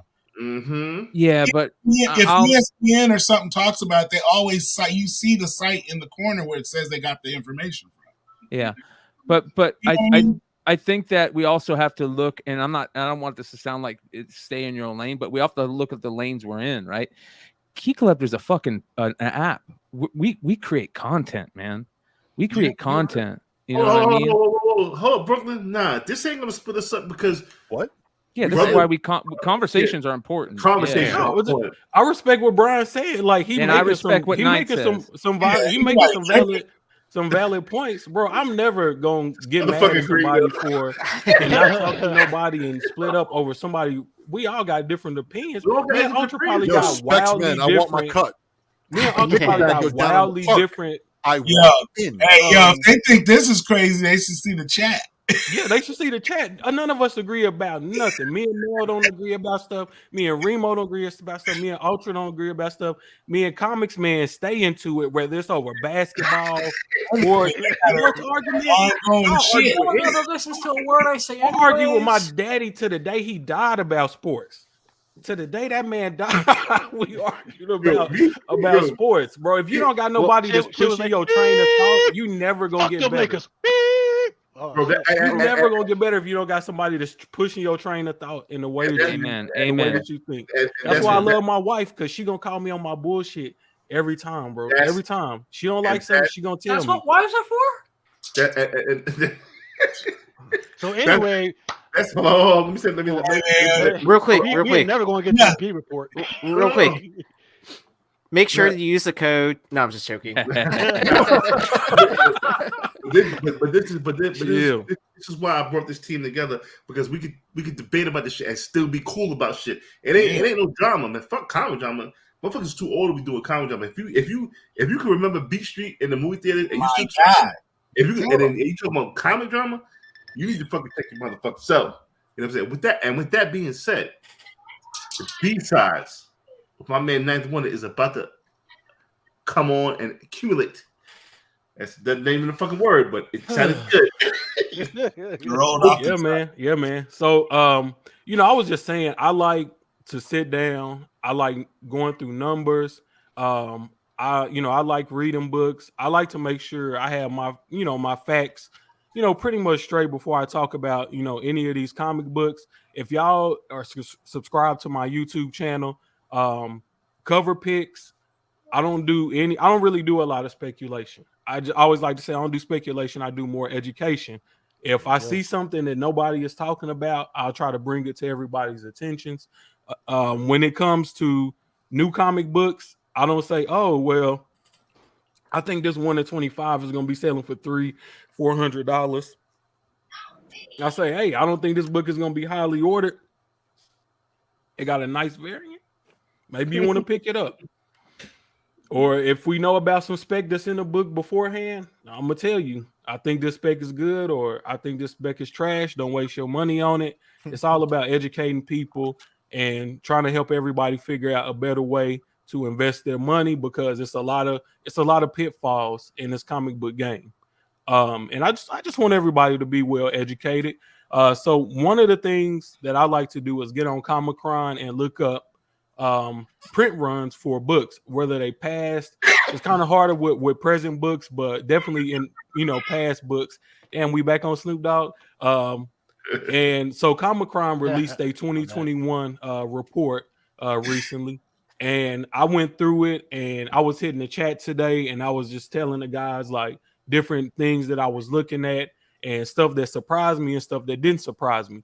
One thing that I noticed is that even though we probably already know this, just confirmed by looking at the 2021 numbers, Miles Morales is a beast. Miles is in high demand. His books sell, and it's funny because I was on Facebook and somebody said, "Oh, they restarted Miles' series 4 times because he doesn't sell books." No, they restarted his series 4 times because he sells books. You know, if you restart this shit, man, Facebook is wild when it comes to comic conversation. Marvel Casada method. Yeah, that's that. Joe know what he doing, man. Restart the series, sell 100,000 of the issue number 1. Based on what they said, Moon Girl is the fucking best selling series in the last fucking 10 years. Because she went 40 some issues. There you go. But I still need to. That's gonna be a future B-sides. I still need to dig into the numbers to see what those issues was doing. Because I imagine towards the end it had to get pretty slim pickings. 40 some issues, that's a lot. But as you can see here, but based on this slide, over 670,000 comics sold per Chromicon end of year report for Miles. Just some basic numbers. If you kind of look at a median price on wholesale, that's 1.7 million in comics sold. At the retail level, just assuming that every comic is selling about the median retail price for all these books, that's about another 2.2 million. Now, where it gets crazy at is that once you kind of get outside of that and you look at the secondary market, yeah, exactly. That dollar sign at the end of his name, like Mace. But once you get into the secondary market, I would just have to estimate that you probably looking at about another 4 million in sales for Miles last year. Well, probably not 4 million, but definitely in the 3 million range in the secondary market in sales just on Miles books alone. I think towards the end of the year, somebody at Marvel said, "Man, you know what? We only released like 12 Miles books last year. That's not enough." Which is why we getting that "What If Miles Morales" series. They trying to look. They know. Look, we got a money cow. We gonna milk it. So they're trying to think of alternative content to give us outside of his main solo series because, of course, that only releases once a month. And honestly, I think Marvel did themselves a disservice because last year was the 10th anniversary of Miles, and they didn't go too heavy. They did his normal monthly series.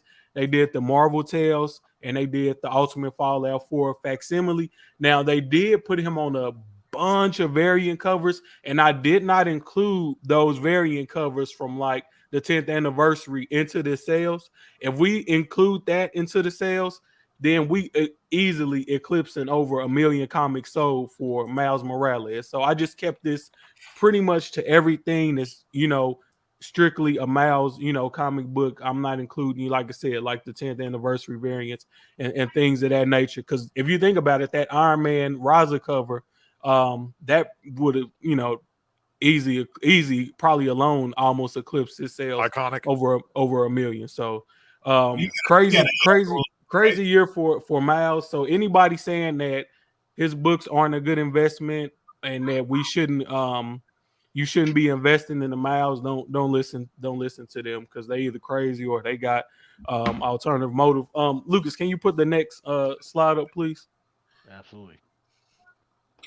So one thing I did notice in looking at the data, this was Miles Morales, Spider-Man 22. It did have this aliens variant to it. It sold 32,951 units. It's not a key or anything of that nature. It is a dope cover with Miles and Starling. So you got a little something there. I believe this is the issue that Torian Clark took over doing all of the cover A's for Miles. So I feel like this is when the artwork starts to get really good for this run. You can go ahead and go to the next slide, Lucas. Excellent. All right, so this is kind of like where the 1 in 50s and the 1 in 25s make a big difference on Miles' run. You can see this isn't a key either. Issue 23 wasn't a key, but 54,369 units sold because they had the Black History Month variant on this issue, and they had a 1 in 50 Dave and Fitch. So you can see that those incentive ratios definitely help move, issues when it comes to these books, especially the most more popular characters like Miles and Iron Man, Wolverine. Those incentive ratios definitely help. Next slide, Lucas. So this is the start of the Clone Saga. The 1 in 50 Dan Hip, it's a nice cover, but this issue had like 7 variants, I think. 125,304 units sold. And if you want to consider this a key, I don't know, because the first Miles clone made his first appearance in issue 18. And I can't remember the other 2 clones, but I definitely know the first clone made his appearance in issue 18. First cover appearances on the second printing of issue 18. You can go ahead and slide the next slide through, Lucas. So in total, all of his issues of just the Miles Morales Spider-Man series sold a total of 570,642 issues. Not bad at all. And really considering that the first 15 issues or so really had a lot of key books in there, a lot of rare second printings, a lot of various things of that nature. I think they did pretty good because they were able to sell a lot of books without relying on a bunch of cheap first appearances and things of that nature. They just kind of stepped up the cover art, improved the story writing. Marvel, I feel like they did a really good job managing this Miles Morales Spider-Man series in 2021. Not like I said, not a lot of gimmicks. The only thing that they did kind of gimmicky is on the next slide. The suit. Didn't like this fucking suit. But the suit, 75,179 units sold. Now, what's interesting about this suit is that issue 30 is not the first appearance of the new suit. The first appearance of the new suit is on issue 29, second print. It came out before issue 30. Now, something else I find interesting is that if you look at all of the artwork for issue 30 before the actual release, it wasn't that electric pink. It was a dark red, like you see over here. That's what they should have fucking print. Kept. I don't know what made Marvel change it, but I feel this suit would be getting a lot more love if they would have kept it that dark red. But look how sweet the art that suit looks on the second print. Yes, you guys remember the first Scarlet Spider suit was like that, that red. It looks just like that. Yes, except with a hoodie. It's slick. It's real slick. But I love this issue 29 second print. You can still get this for cover price all day off of eBay and most other sites. So I would definitely recommend buying that as a long-term spec play for the first appearance of the new suit, first cover appearance. So I mean, I think the creator has said something about this is how the new age dresses. It is. Not nobody in New York I see. Man, look. That's because you go home before 10 o'clock. The kids that are out at the clubs, they are wearing bright green, bright yellow, bright pink, and mixed. Bro, look at how Russell Westbrook, the kids in Florida, the kids in Florida, maybe like in Miami or something. Honestly, they'd be dressing like Dennis Rodman. Yeah, bro. Pretty much. Look at Kyle Kuzma. Tight pants, the big jacket, the crazy looking. Bro, I came from an era with Cameron, and I tell you for a fucking fact, Cameron lost a bet. That's why he started wearing pink. Nobody want to talk about that. I know. I proved that back in my old radio show. I mean, I don't understand the pink though because I know So actually, Ultra, in one of the Ultimate Spider-Man freaking comics from like years ago, Peter Parker actually had a pink suit.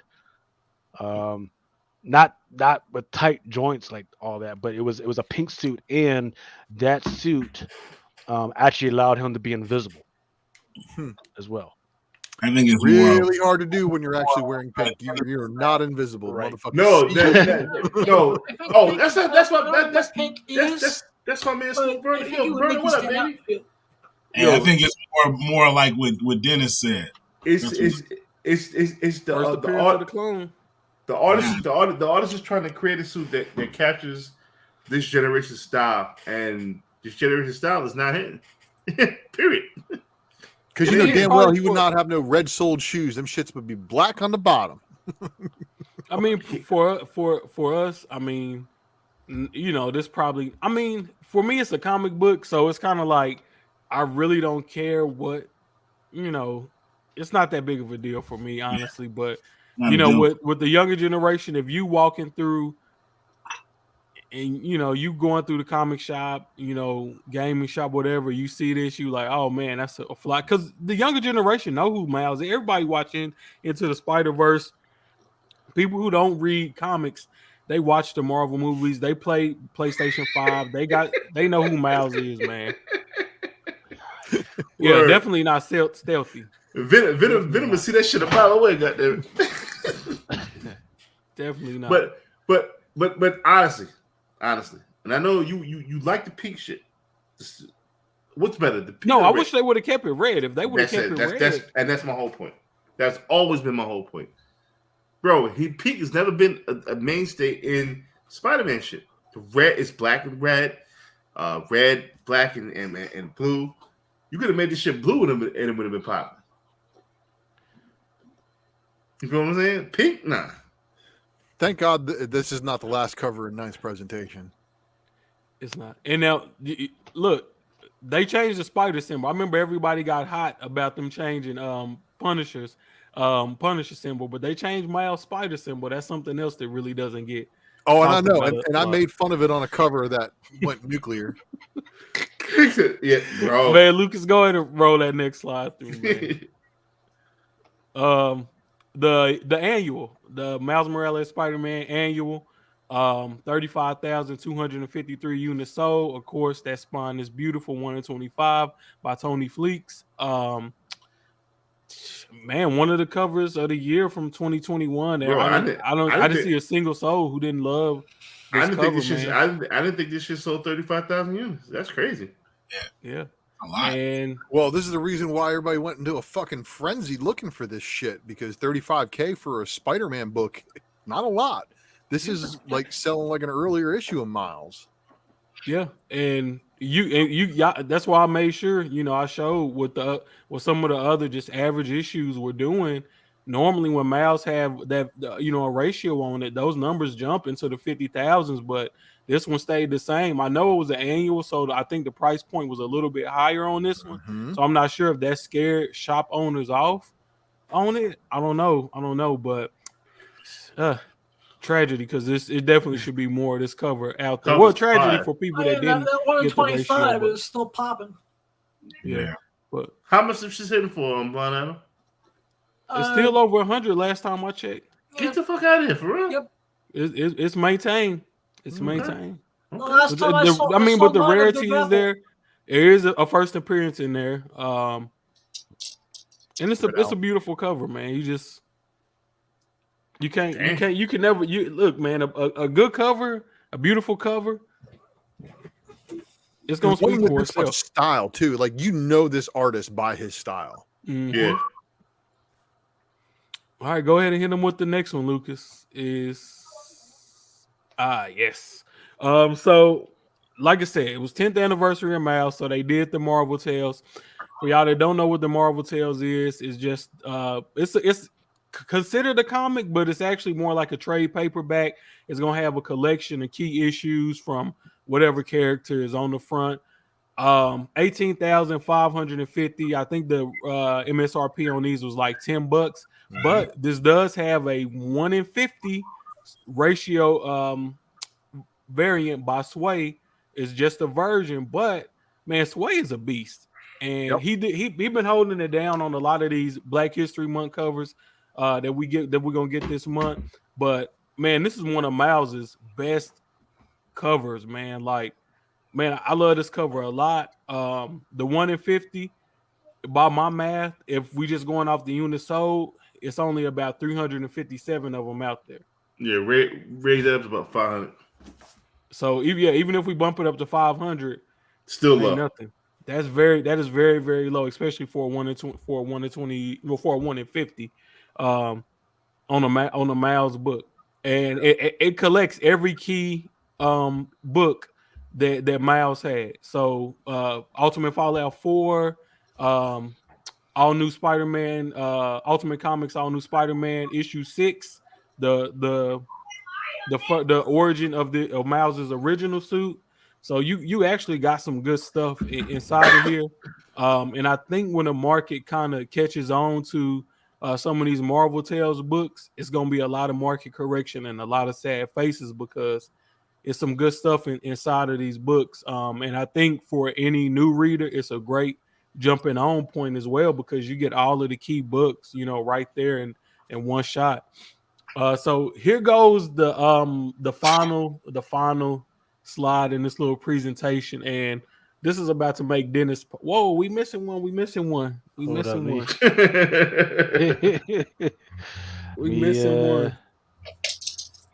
I'll send it back through the chat right quick, Lucas. Let's see what the average. I mean, Miles has dipped, and the dip was like 2,500. I paid $3,000 for my 9.8. They back over the.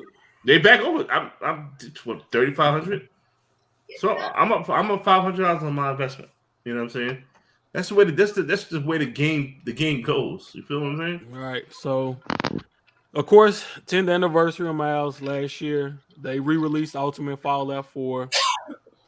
People say facsimiles don't sell. Facsimiles this, facsimiles that. This facsimile sold 85,594 units. He didn't. And the crazy thing is, man, I look for this facsimile every time I hit the shop, and I never see it, bro. So when this don't say sold 85,000 units, majorities are sitting in somebody's house or in the warehouse, and some distributor, is hedging their bets on this damn facsimile. The interesting thing I found, if you do the math on it, Dennis's Djurkovic Virgin variant was 3,000 units, which pushed this roughly at about a 1 in 25, which was the same exact thing as the original Ultimate Fallout 4. So all those people who said, "Oh, they had stuff to say about Dennis Virgin variant," you better get on eBay, man, because and that a 9.8 of that Djurkovic Virgin variant sold for about like $250 the other day. Dennis, put that in my package. Yeah, I know. Comics in his house. So I still feel everything I said about that. About Dennis made a very smart move, and getting that done, man. Hey Dennis, I need you to run that freaking Spider-Gwen 2 Greg Land variant. Run that. I don't want to speak for Dennis, but last time I spoke to Dennis about it, I think Marvel pushed back. I think Marvel pushed back on it, but Dennis had it on his mind for sure. He had it on his mind for sure, which that's what, because I hit him up and I was like, Dennis, you gonna do the land on the edge of Spider-Verse facsimile? Because I was the first one that they wanted to know, because it just made so much sense, and I really wish Marvel would have let him do that. But yeah, man. So this facsimile, and I was looking at 9.8s on this facsimile, and they sell like incredibly well. And I'm not saying that they sell for hundreds of dollars. They don't. They sell anywhere between $60, $75, $100, just depends on the day. But the book is fluid. It's always selling. It's like from every site that I could kind of get data from after the sale, I pretty much didn't see a day where I didn't see a 9.8 of this facsimile sale.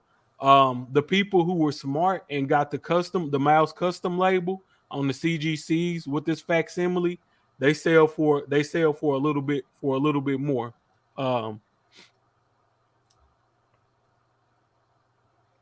I just hit eBay. Just said sell for about $50-$60. So that's what I'm saying about Dennis, the Wonder World facsimile for Ultimate Fallout 4 is that a lot of people didn't have sustained faith in the book, but it's not like it's 5,000 of this Virgin variant out there. It's only 3,000 of them. I know I bought like 10 or 15 of them myself. It's plenty other people who bought multiple copies. I'm sure Dennis kept a good amount, for himself.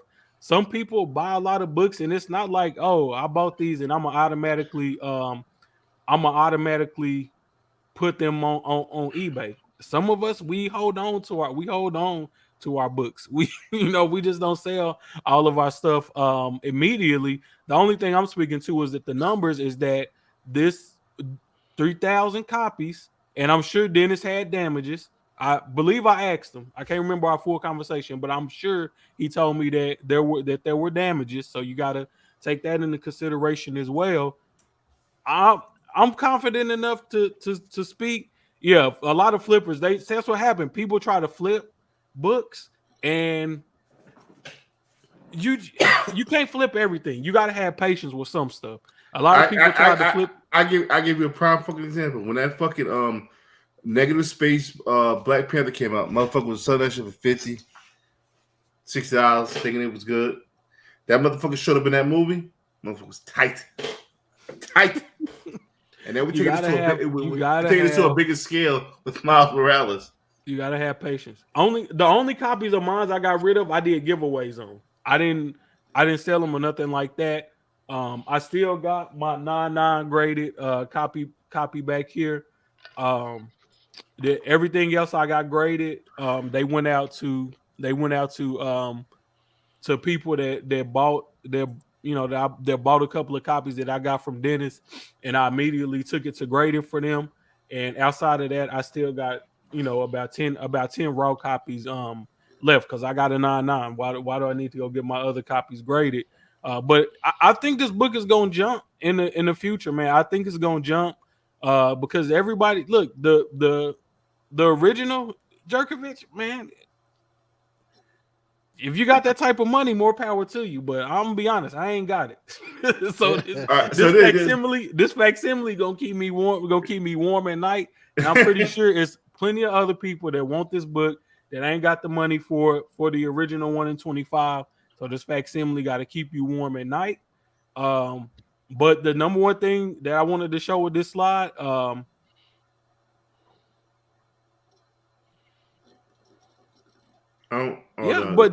here go the thing about it. This is the thing people don't take consideration. Somebody sold that book for $56, which, like you said, doesn't cover grading. That's not an indictment on the book. That's an indictment of bad decision making on the seller. I got about 3 or 4 short boxes worth of slabs in there that are all credible spec that I bought for less than the price of grading. $35 is generally my price hold on spec slabs. I sit on these sites and pick them off all day, $35. I just bought a Titans United 1 in 25 for like $34. It costs more than that to get it graded. The book raw, that's a bad decision making on the seller. If I see a book that has a 1 in 25 that's graded CGC 9.8, I'm gonna buy the book for $34. And the thing about it is, even if you look at auctions, most people don't sit on eBay all day searching auctions. Like, you know how many comic books it is out there? Books sell for too cheap all the time, all day. Not only that, the dude might have needed bread. There's a certain city in America where you can find all kind of great shit for cheap. You know why? Motherfuckers need to get some drugs. So people sell their comic book collections to it's not the only city, but there's a few cities. I just said a certain city. I didn't say what city it was. But true that. Laugh now, cry later. That's all I'm gonna say. Remember, Ultimate Fallout 4 used to be a $20 book. Mm-hmm. It used to be 20. I remember when it wasn't even moving. Like when you could just, they were just sitting on the shelf all day, every day. All new Spider-Man, Miles' first solo, man. That book sell for $7, $8, $9, $1,000 on the right day. All I'm saying is, Miles has books that are way more printed, far less rare, that sell for way more money than this facsimile does. And the facsimile is a 1-to-1 of the original printing. I mean, you can't ask for much more, man. You can't ask for much more. But that's pretty much the whole presentation. I just wanted to kind of reinforce that pound for pound, Miles Morales is still a good investment. I mean, I don't even think you need the presentation for that, because motherfucker, if you ain't invested in Miles, matter of fact, what we spoke about yesterday, if you expecting in these young characters right now, you fuck. And that's just like we was talking about last night, Mel. Yeah, I'm pretty sure anybody paying attention knows, but some people don't notice.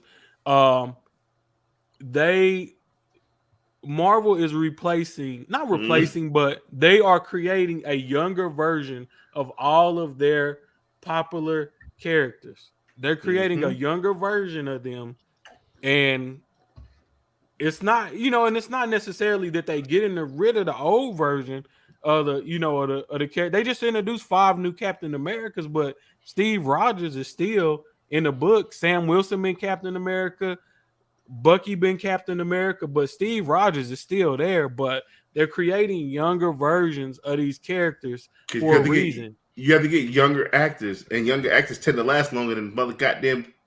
What's the boy name? Robert Downey Jr. He's fucking 60. Yeah, but Tom Holland looks like he's 14 still, so it works really well for him. And that's Tom Holland about to get fucking Zendaya pregnant and just disappear because he let her go way too much. Good. Hey, good point, y'all. So in the meantime, if y'all haven't been noticing in some of the Thor books, they've been pushing Thor's granddaughters a lot more all of a sudden. Oh yeah. You know what I'm saying? Keep an eye on that one. That's and we got new Black Panthers rolling around all of a sudden. Bro, I said something last night that I fucking 100% believe. I believe in this shit like Comics Man believes in fucking LeBron James. Watch what man, I'm not ready to introduce that yet. But bro, Toast ain't gonna need a Shuri. That's what I'm saying. Toast is gonna need a Shuri. And then we're all speculating on when Disney is gonna bring all these X-Men along. Are we sure they're going to bring them as adults, or are they going to bring in the younger version of the X-Men that happened 3 or 4 years ago? They got a lot to choose from. When you said 2-3 years ago, you mean when they came back from the past? Yeah, young Cable, young Rogue, all those youngins. Scarlet Witch getting older than motherfucker, man. Right. So.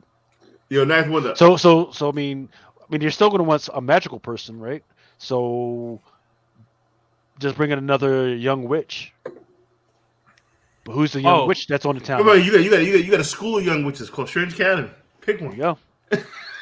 I think I had one more, just a quick side note, and let me just make sure my math is correct on that. Oh yeah, it's just based on estimation, not that I actually know how many of them are out there. The original the Jerkovich variant is probably about 2,000 more of those out there than it is that facsimile. Yeah, the Dennis book is a good book to have. Shadow of a Doubt. I only got one. I only got one too. All you really need is one. I mean, one 98 and one to sell on a rainy day. You know what I mean? Yeah. I'm a main for Miles. I main Miles. That's my main collection. I was showing y'all just I was showing y'all. I don't know if that's James or Jonathan, but yeah, y'all motherfuckers need to get separate accounts, man. I've been ready to talk shit about the other motherfucker. But I mean, the numbers is there, man. I mean, you can argue till you blue in the face, but you can't argue against the numbers, man. It's just like I said. What I'm doing is not speculating. All I just went back and did looked at the numbers. we are. I just went back and looked at the numbers, man. Anybody, the boy Mouse, his book sale. I wish I had more extensive eBay data so we could kind of see 59 or 6 9 on 8 it. Yeah, one just finished for like $250, so we'll see where that one ends at. I know my buddy, he pre-cummed and he sold his 9.9 like the week after that facsimile released for $500. I was like, bro, you should have held on to that. You should have held on to that, man. The 9.9 in that book for $500. That 500 look nice on paper, but yeah, I would have held that. Has anybody actually gotten a CGC 9.9 now? Yeah, because Tennis and all that shit, the other shit, CBC. Yeah. I know CBS 9.9's good, but I want to know if CGC agreed with it on a book too. That's.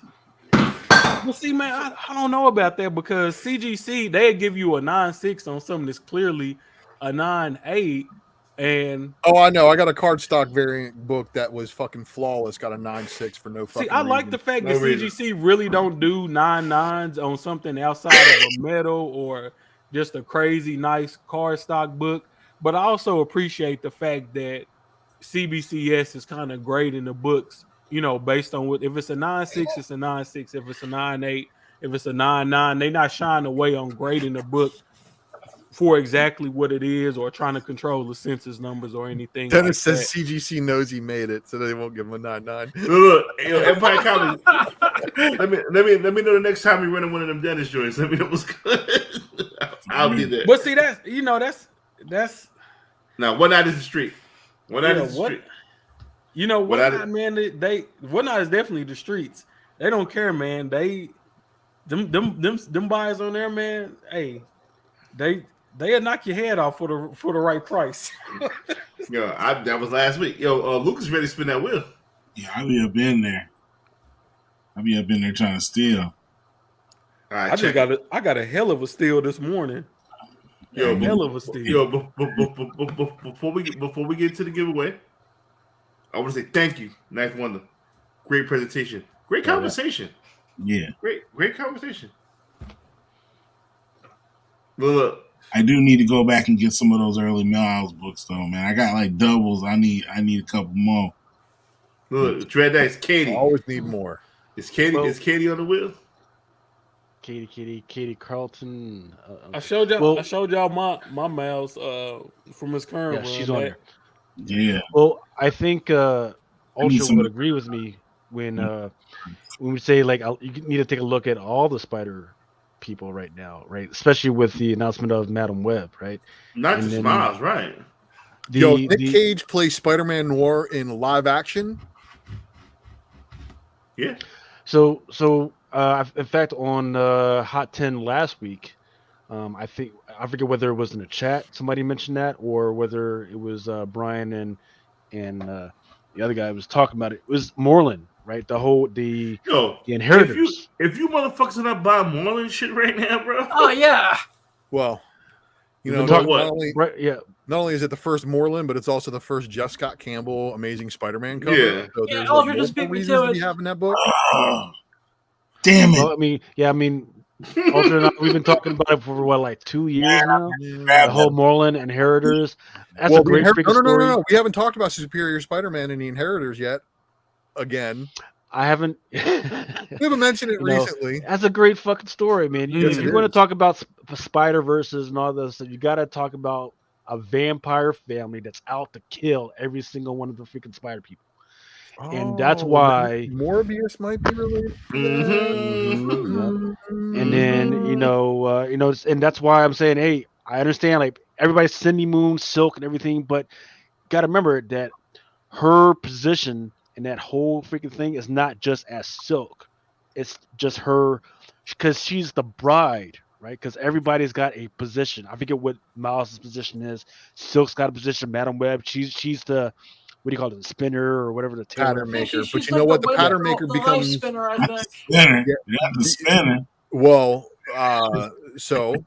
well, this is where another book comes into play that starts to get shit crazy. What if Dakota Johnson is playing Mayday Parker?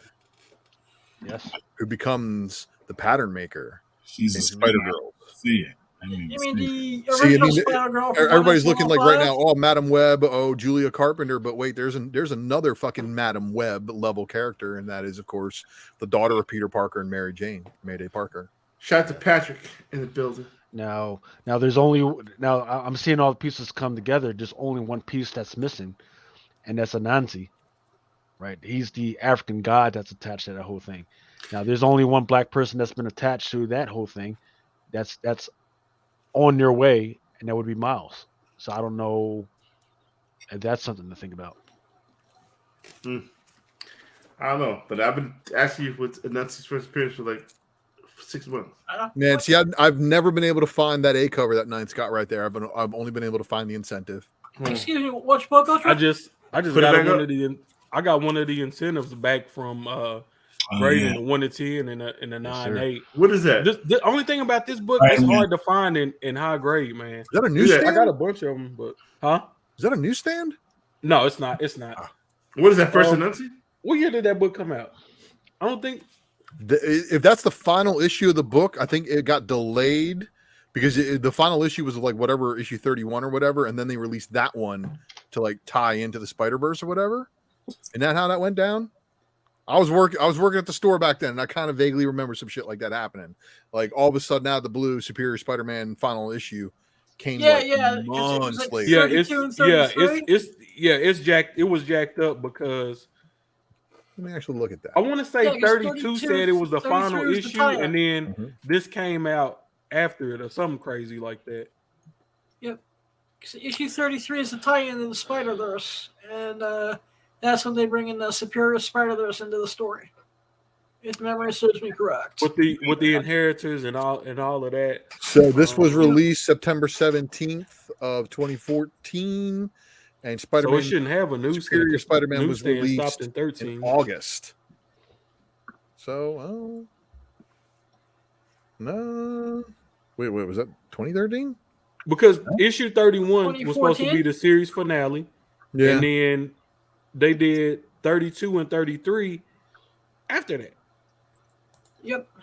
But they just tagged it as a Spider-Verse tie-in. Yeah, so it was April for the issue 30, and then 31 wasn't released again until August. May, June, July, August, September, October. Yeah. 4 months. Yeah, it's a long time. 4 months. A long time comic books. Let's spin this goddamn wheel. Spin the wheel. Hello. Spin the motherfucking wheel. This is what we got. I'll just talk about Miles. And people say this is an ugly ass cover, but it's going for 25. Motherfuckers couldn't find it in their stores. So, again, people talk shit, can't find it when they don't have something. They talk shit about it, and that's cool. But we're giving one away for free. Boom. Mandalorian, Baby Yoda. I refuse to call him Grogu. Both winners. Both winners. One winner wins both. Again, I ask you, who else is doing this for y'all? I don't know. If somebody else is doing that for y'all, shout them out. We'll match them. Book for book. Lucas, spin the motherfucking wheel. So the first appearance of Anansi is Thor number 398. Thor 398. Yep, and his position is the Great Weaver. So when he was kicked out of Wakanda, his powers were expelled to all the other spider people. So that's what happened. Thor 398. Okay. Hold on. Easy. Oh shit! What's up? Easy's back. You didn't take a shit. No, I said easy. No, I thought you said easy. No. Hold I'm like, you said on. Who we got here? Lord of Brooklyn? Nope. It's gonna go past him. Maybe Brandon? My man Brandon. Coco Brandon? Gal. Maybe no. That's Brandon. Sheffer. Yep. Brandon Sheffield. No. Oh. Coco Gal. No way. No. Yeah. Wow. Like Coco gals. Gal. This is real. Hold on. Gals are Don't- killing she's it. been winning everything on every show. Don't switch the screen. Don't switch the screen because I gotta text her. I was just texting. She at the club right now. That's crazy. She's at the club. She's at the club. She said she was going out tonight. Huh? You know, people gonna say, "Oh, it's rigged." Now, does Cobra Commander girl go to the Viper room? I don't know where she goes. She's wild. She's in the win. So she won. I can send her G.I. Joe books with this. You know, some jackass when the Lucy won the prize, some jackass was like, "Yo, it feels rigged to me." You know, they're about to say the same shit after I won that Draculina stuff the other night. And I'm like, yo, first of all, you must have been hanging out with some fucking just dirty dickhead motherfuckers for you to even think I would do some dumb shit like that. That's why if I win something, I just pay it forward. But then like 5 people win it, and then no one claims it. So like you hang out with some like real, you grew up with some real corny motherfuckers to think that me, somebody you never spoke to a day in your motherfucking life, would fucking do some dumb shit like that, bro. But whatever, man. Whatever. Bro, as collectively as a channel, we give away too much stuff for anybody to be hollering about conspiracy. Yeah. Hey, what issue of Thor was that again? 398, sir. 398. Okay. You fucks. Like there aren't 400 bajillion of those out there. Yeah, I just want to make Pretty sure. like right before 400. That's still. Sure, there are dollar boxes. But remember, just how there is an old Madam Web, but that most likely would not be the one that's used in what is it? Is it a TV series or a movie? I forget which one it is. Movie. Okay, so they're not going with the old Madam Web. They're going with a younger one. So if they do a announce character, they might not go with the old one. They may go with a newer character. That's what I'm thinking. And the newest character that's on the spot that has any type of connection to the African community is going to be Miles. Yeah. They just haven't done it yet. But there was that last storyline where they brought the Morlands and the Inheritors up, and Silk and Spider-Woman and Madam Web and all those. They started the storyline. They just never finished it, which was weird. Whoa. This is huge. Is he telling you to just give away your copy and then haha? No, motherfucker. Dennis, you better ship this shit out, you motherfucker. All right, so Dennis, I'm gonna get the address. No, you're gonna contact Wonder World Comics on IG. But Dennis, no. Dennis says he can't have her address because then he would try to stalk her. So you need to broker the deal. Dennis, don't be a clown. I got Coco Girl didn't win your shit. Coco Girl won my shit. Listen, and then we're gonna run Adam's shit next. But this is very nice of you, Dennis. And it is. I guess without further ado, Lucas, spin a motherfucking wheel. This is for an ultimate Fallout 4 from Wonder World Comics. This is amazing. What's that book running for now? Crazy Money? I need that. Hold on, what do we give away? Original?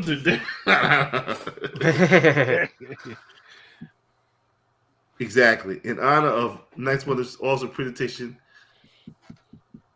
Who won this? Give it to me. Yeah, thank you, Double J. I appreciate you, brother. Right. If any of y'all are trying to figure out if we're rigging it, just go to wheelofnames.com and see how it works. Well, Or try to rig it yourself, right? So you win. Yeah.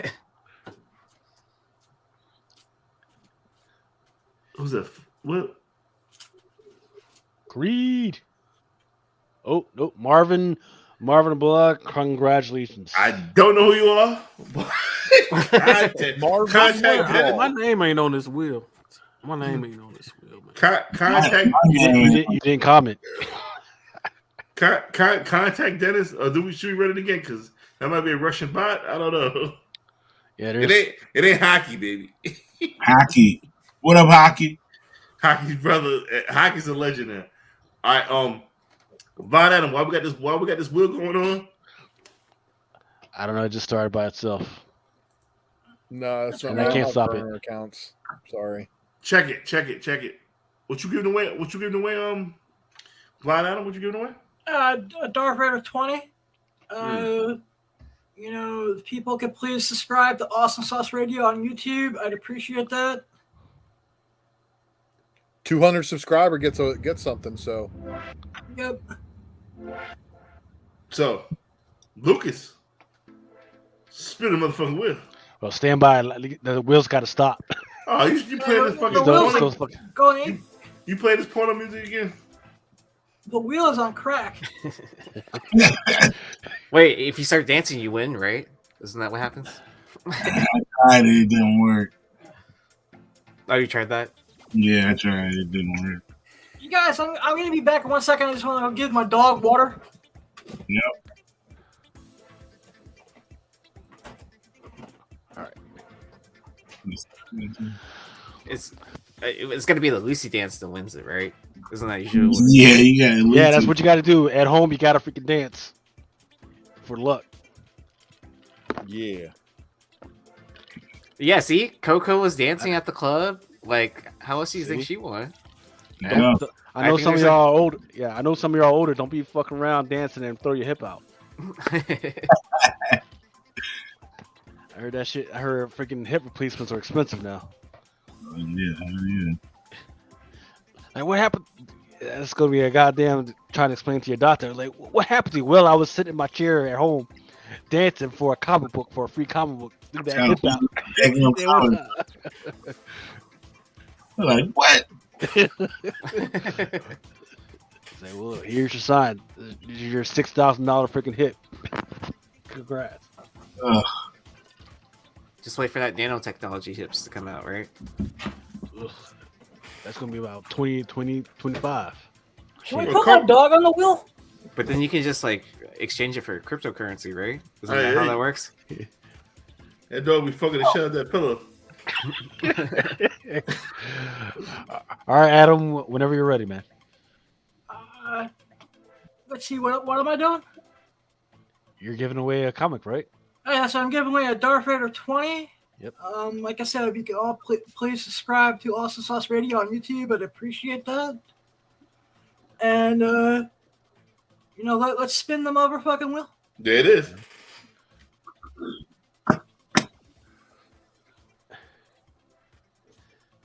So just to be clear, if you win and you're not, you can subscribe to Awesome Sauce Radio. You don't get shit. Not only that, don't hit me up like, yo, Brian, I'm supposed to send me some shit. I don't know what fuck Brian I'm supposed to do. You guys subscribe to Awesome Sauce Radio, and on the YouTubes. Y'all. Adam, when are you going to get TikTok, man? I'm working on it this Sunday with the main man. Yeah, you should have been had TikTok. Yeah, I remember that. Dog was going to work. Classic moment. And if they also subscribe to Awesome Sauce Radio on YouTube, they can have my dog too. All right. All right, here we go. It's coming close. Chat Cave, maybe? Nope. High Voltage Mark. Oh, wait, looks like either High Voltage Mark or Lord Brooklyn. Lord Brooklyn. Give it to Lord Brooklyn. High Voltage Mark. All right. I know he real. And matter of fact, but he's active in chat right currently. Active in chat, so you can send him that dog pillow too. He said he wants a dog pillow. Look. Right there, he said he wants a dog pillow. I have to figure out which pillow the dog did that night. If you have not figured that shit out yet, bro, you fuck. I got that shit all in your ear. I watched all my pillows after that. Your motherfucking ear is pregnant, bro. First ever drunken chat prop sent out to I wish I knew what episode that shit was, because that shit would definitely have been in the intro. Adam, when are you going to get that site up? AdamGetsPaid.com. Working on it with the manager in autumn. Did you say AdamGetsPegged.com? Yes. Whoa. What? I thought you said paid at first. I was like, man, I'm like, I don't want to hear the other one. I got Adam gets paid. I'm like, hell yeah, paid. Please check it. How else do you think he gets paid? Each Wednesday night, Awesome Sauce Radio, and we got some cool stuff coming up in the near future. All right. Ultra. Yeah. Another freaking awesome. Go ahead, Mighty Mel. Do that. I'm about to say, you trying to steal my shit, dude? No, man. My bad. We 150 live listeners have been around. They are here for entertainment. They're here for content. They are here for motherfucking entertainment, which I said twice already. And I'm going to say entertainment for a third time. Because it is time for it. It's time for Ultra and the Spec Matrix. That wasn't one of my best ones, but it was all right. No, it's good. It's good. It's hard to find shit around with Matrix, so I gotta do that. Welcome everybody. Y'all ready to enter the Matrix? I know it's been a while since I left y'all with some dope books to spec to. And it's been a while since. Can I cut you off for 2 seconds? I apologize. Let's go. Oh well, we'll see. There we go. How it goes. It's Friday, payday. Yeah, for some of y'all. Yeah. You know what you got to do, man. One sell, man. Yeah, I know, man. I know. Welcome everybody. I am the Ultra Maximus, and it's not just a name; it is totally a lifestyle. Fancy. And you guys know how I like to do this thing. This is the Drunken Chat exclusive version of the Spec Matrix that you guys get here. So if I repeat something on my channel, it happens after here. So pay attention, because as we enter the Matrix, we're going to go into a three-peat this evening. Yeah, you know, sometimes I do a little bit of spec when it's reactionary. Sometimes some of the best spec is reactionary because you're looking at something that has been dropped newsworthy, and you say, I really want to know what's going on. Okay. So the dude to the left of Hawkeye's arm, yes, he's brand new. And then the little dwarf looking thing with 3 fingers and rocky fingers like the Thing, he's also brand new. Okay. They'll be brand new in the book, but you guys see everybody else? Everybody else is probably going to be receiving a little bit of a bump in their first appearances as this Thunderbolts crew arrives, because I have a feeling this is the Thunderbolts crew that Marvel is pushing for reasons. You guys ever notice how Marvel always likes to put chess pieces in place in certain areas before they try to attempt it in other areas? Like they'll put together a team in the books and then try and animate a series with them or some shit like that. Mm-hmm. You know, I have a feeling that live action could be heading towards this Thunderbolts. You know, I know everybody would be like, you know, we want the Thunderbolts with everybody, Red Hulk and Deadpool. I get it. Look, that would be the ultimate team of Thunderbolts. But lately, Marvel has been doing a lot of uniformity in their creative processes and saying, hey, go look for it. So there's one really, really big character that's going to have a huge uptick. And, maybe more than just one. All right, because we all know America Chavez. I mean, she's not new. Her Vengeance #1 and the 1 in 15 Deodato, those are fire books already. I had to COVID sale my Deodato in order to make some ends, you know what I mean? Like, And I really regret it because I see what that book is doing now. And, you know, I got good money for it raw, but still. And then, of course, our man Hawkeye here, who just coming hot off his MCU series, obviously his Tales of Suspense 57.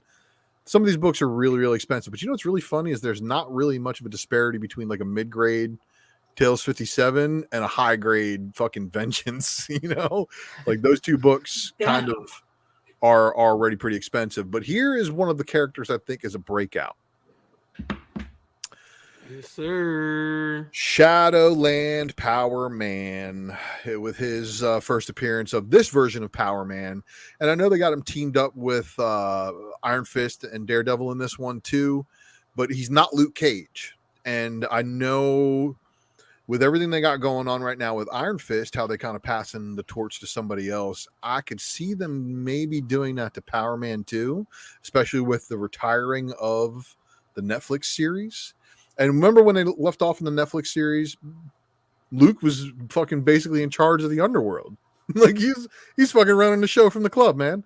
So this version of Power Man, I think, is a good investment right now, especially if you can find him cheap. I know there's been an uptick in his appearances, you know, because of the Mighty Avengers and things like that previously. And there's that second print variant on the right-hand side there.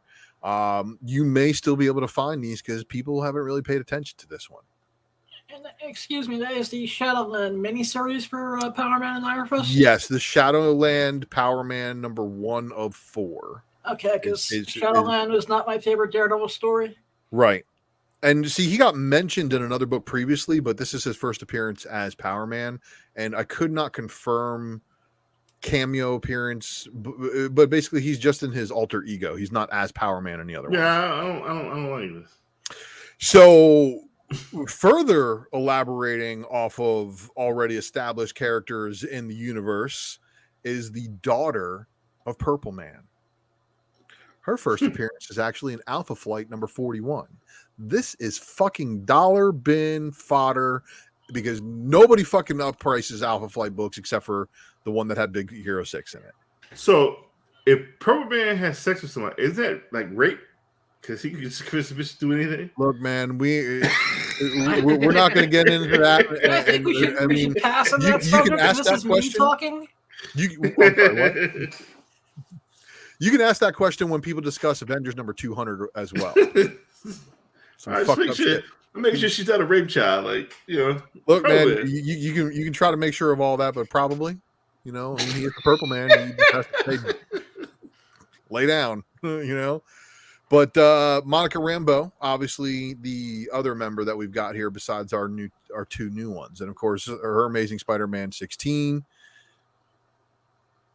Yeah, you know, I that's fine. I don't care if Key Collector beat me. I don't have their app. I don't get their alerts. Nobody shares their shit with me, but everybody shares my shit with them. Amazing Spider-Man 16, but of course the first appearance of Spectrum as Spectrum. Yep. Is going to be this right here. So the one per store on the right is probably the better one to get. There's of course some incentives. There's a local comic shop day. You know, there's a lot of that going on. But the first appearance as Spectrum versus you know her previous appearances at Captain Marvel, but ASM definitely going to be her big one. Now that was that 1 to 50 appetizer? What's up, Mel? Was that 1 to 50? It's in the back. It's around there too. Okay. You know. So yeah, you know, like I said, that was just the opening taste. We've got more on the menu here this evening because Captain Marvel getting replaced. You guys heard about this, right? Binary going to take over. Yes. So obviously we know the 164 Uncanny X-Men versus the most recent Captain Marvel 35. They're not the same, but they are similar. Because in X-Men 164, that's actually Carol. And we know that Binary is basically like an energy phantom replacing her. So issue 34, though, got that 1 in 200 Art Germ Captain Marvel variant. And there's a strong argument. Yeah, that's her at the end of 34. I'm saying she's in the end of 34. She's also in the beginning of 34. So she makes multiple appearances in the book. So 34, hands down, first appearance of the new binary. 35 is her first cover because this is her again in issue 34. Escaping the coffin and helping Carol break out. But 35 with that Daughterman cover, of course, also has a 1 in 200 variant. This is where she continues to decimate Vox Supreme, and there's a lot of potential. This is one of the. I went looking for binary covers. Do you guys know there's like barely a fucking handful of these things? Really? Yeah, I mean, especially when it comes to like variants and such, there's hardly anything out there. This one just happens to be on a cover of a Black Panther book, and I couldn't find a picture with the trade dress on it because it's that fucking rare. But Black Panther number 3 with the Carol Danvers 50th anniversary variant. Not that Black Panther 3. No, it's not the Tosin Black Panther 3. It's another Black Panther 3. I don't want everybody getting that confused. I had to clear that up for people. Again, look, this one says in shops August 22nd, 2018. So everybody, slow your roll, pump the brakes. It's the Tanishi Coates volume. So I think I had that book because I'm pretty sure I got every variant, second printing, and cover A from that run. So, then there's this one right here. This is Avengers number, I think, 23. It's the Immortal variant for Carol, which shows, Ms. Marvel, Binary, Captain Marvel, the transition of her character over the years. Greg Land, not a bad artist at all. Very good details on here.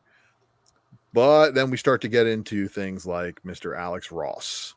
Now, this, I believe, is the most current volume, which is where Star debuts. So we have the first appearance of Ripley Ryan also in some of these books that I'm about to show you.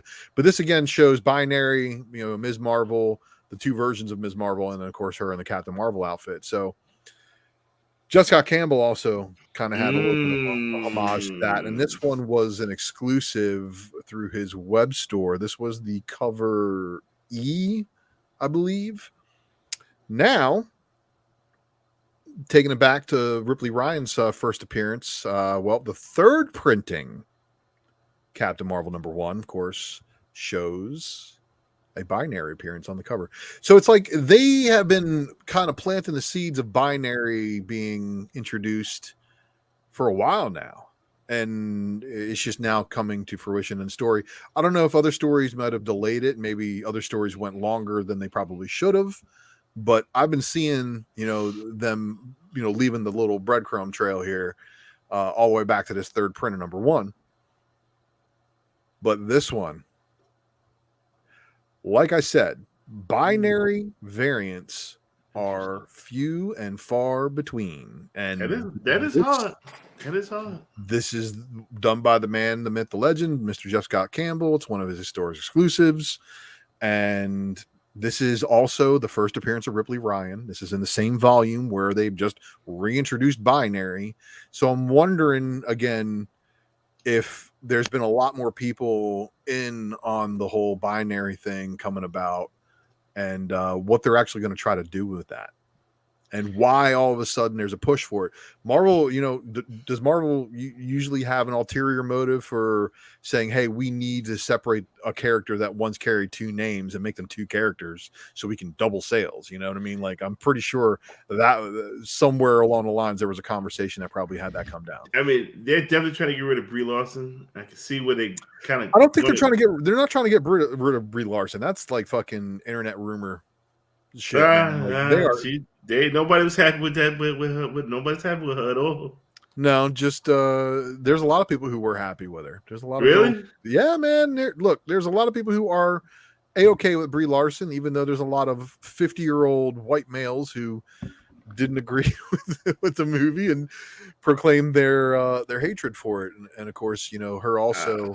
It's a great chance to just reset. Still 1.1 billion. You just Marvel move still on made from 1.1 billion off that movie. I know, right? And still, you just move on from the bad shit that they got wrong. I think those 50-year-old guys should recheck their eyes, man, because Well, no, Brie the Larson? fact that she Yeah, did nice butt. beat up a dude and take his motorcycle because he said hi to her. That was what people had a problem with. And there's look, no movie's perfect. There's always going to be some people that fucking have a gripe about some shit. But yeah, Excuse me, she's can I not just say going something anywhere. for We you? know it. Yeah, and that's another thing. Geek Driven. What up, Geek? The Brie Larson and Jeremy Renner show. So Jeremy Renner already is like anti-woke as fuck. Like last time Brie was all like, I use my platform for good. Jeremy like started fucking mocking her and being like, I don't fucking care about my platform. I just speak the truth. And that's why I got so much respect for Jeremy. But anyway, moving on, because again, this right here I think is going to be the hottest binary cover available, considering its low print, sales totals and stuff like that. Well, if they're not getting rid of Brie, where is Binary's place in the MCU? If there is one. Maybe. If there is one, it's going to be as a separate character who either inherits powers from her or from resource. That beat got to build. That beat got to build. Yeah, but it doesn't even necessarily need to be an MCU build though. Right now in the comics, that's what's happening. Is Binary has been introduced. She's a separate character. And just like anything, if you're in on the ground floor of where a character fucking first appears, absolutely, it's usually a good place to be, right? So you had your bets. If you're a big Binary fan, you already have the Uncanny book because that's the first time Carol went Binary, right? And the story behind her going Binary is the Brood. The Brood tampered with her fucking DNA and made her basically go nuclear. So whatever's going on, is Binary going to be considered maybe her daughter? Knight said it earlier. They're making new generations of heroes, and they're doing it in new, interesting ways. And they're specking on fucking. Oh yeah, it happens. What Lucas said. Specking on fucking. But you know what? We're not done yet. Okay, so I got a lot of books on this list because some of them have appeared here before, and then I got a top 10 of this little genre. And then I added 3 additional books that are going to get a market correction because of what is actually going on. Okay. So I pay attention to way too much shit going on. I fucking Google alerts set up for when you fucking buy toilet paper. So I know when you're shitting. Specking on shit. Okay. I'm just kidding. I ain't specking on shit, man. But you know what? Where's my damn slide? Come on. There it is. Oh, so did you guys hear about this? Actually did. The X-Men trading cards complete series is getting a collected edition. That's from cool. Marvel. It's on FLC this week, isn't it? It's a $25 hardcover collected edition. Wow. Okay. Well, so I got 1 to 25. What's that? You said 1 to 25? No, it's a $25. Oh. $25 hardcover. That's just nostalgia. Yeah. How many are you ordering? Because, all right. Yeah, I mean, listen. Jim Lee trading cards were fire, bro. And just recently, we had the big resurgence in Marvel cards and X-Men cards. All this shit came back again. But all this stuff cooled off. But again, I want to point out, the Astonishing X-Men #1 had this store exclusive from Cargo Hold, and this was the only way that you can get the Strife. Right. Then you had I believe it was Unknown Comics, who did this one with the Magic, and they also had the black and white. But that's the only sketch variant that was done on this set. I know where you're going. Okay. Oh, there's going to be 3 books at the end that everybody's going to be like, wait. I know where you're going. So Steve Rogers, Captain America, obviously with the Gambit on there, it doesn't really match the book, but it's still good. Still good. And Polaris stacked. Jim Lee, man, the way he drew girls is one of the reasons why. The way he drew Jean Grey, I think, is the reason why I like redheads. Anyway, Black Panther. Even though it's got the Liefeld foot. Yeah, foot crazy. Yeah, kind of diabetic.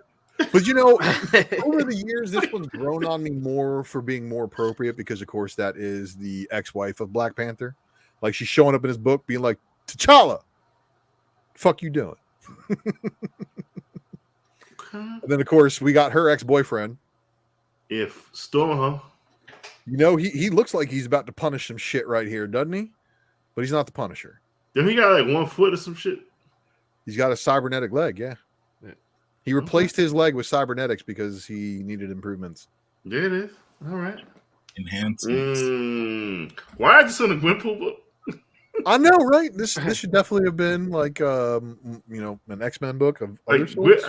Gwenpool, I don't even know this bitch. You know, but here's the thing: if you frosted the tips of her hair pink, that's Gwenpool. Nah. I always love this little motherfucker right here. While he is a very strange individual, he is not Doctor Strange. Mr. Sinister, yeah, is just, you know, himself. But this is another one of these books that just did not match. He is an Iron Man, technically, but he's not the Invincible Iron Man. So all right, so and this is also the volume after. Whoever put these covers together is exactly how I be feeling at work sometimes. Like, yo, just put shit together. Like, yo, man, here, man, just hit shit. Now this one. Now this is fire. Yeah, you know, it's fire. People want like $30 for them usually, just because it's a qualifier variant. All these are percentage qualifiers. So they weren't exactly easy to order all the time. And unless you specifically told your shop that you wanted them, they were like, nah, fuck that. We're not boosting our orders of a regular cover of Peter Parker, the Spectacular Spider-Man #2. What cover is that? This is Peter Parker, Spectacular Spider-Man #2, the Jim Lee Psylocke trading card variant. How can you this see was all originally on the Psylocke card that he had in the Jim Lee X-Men set. Okay. Yes, up to down 7. These were all qualifiers, every single one of them. I don't see no Mighty Thor on this cover. This makes no sense. They're not even the Asgard. They didn't haul them somewhere. I mean, these aren't even Frost Giants, so I mean, yeah, they fucked this one up pretty bad. I mean, there's so many opportunities. Like, they didn't have to rush these all out in a month. Like I said, they did 1 month. These covers are like, no, we don't even have enough X-Men books. Fucking send it. How I be at work? Just put them out there. Ms. Marvel #20. What with the Lady Deathstrike? Okay. They could have done like covers for a year. You know what I mean? H&H. It was almost 2 years ago that I covered these last. Yeah, and the hardcover. Yeah, they're going to get in a hardcover book that's being on FOC this weekend. So there's some other books. I've added more. I haven't. You know, if I show books that have been on a spec matrix before, I try not to just show them unless there's a reason to show them. There's a reason. You know, of course, the Royals, #5 right here, the Magneto. That Magneto's always going to be classic. Between this and the Capullo Magneto, those were like some of my old 90s favorites. And this right here would have been the fucking most wicked X-Men cover if they had put this Jim Lee Bishop on an X-Men book and not the Amazing Spider-Man. Mm-hmm. It's still hard, though. It is. Can't front. This throws me back, dude, when I was collecting those X-Men cards. Who the fuck's ordering? Yeah. Who's ordering 100% of their total orders for Amazing Spider-Man, including all variant covers for issue 26, with just cover A to unlock the ordering ability? Shout out to Drew. Thank you. Shout out to Ronald Smith as well.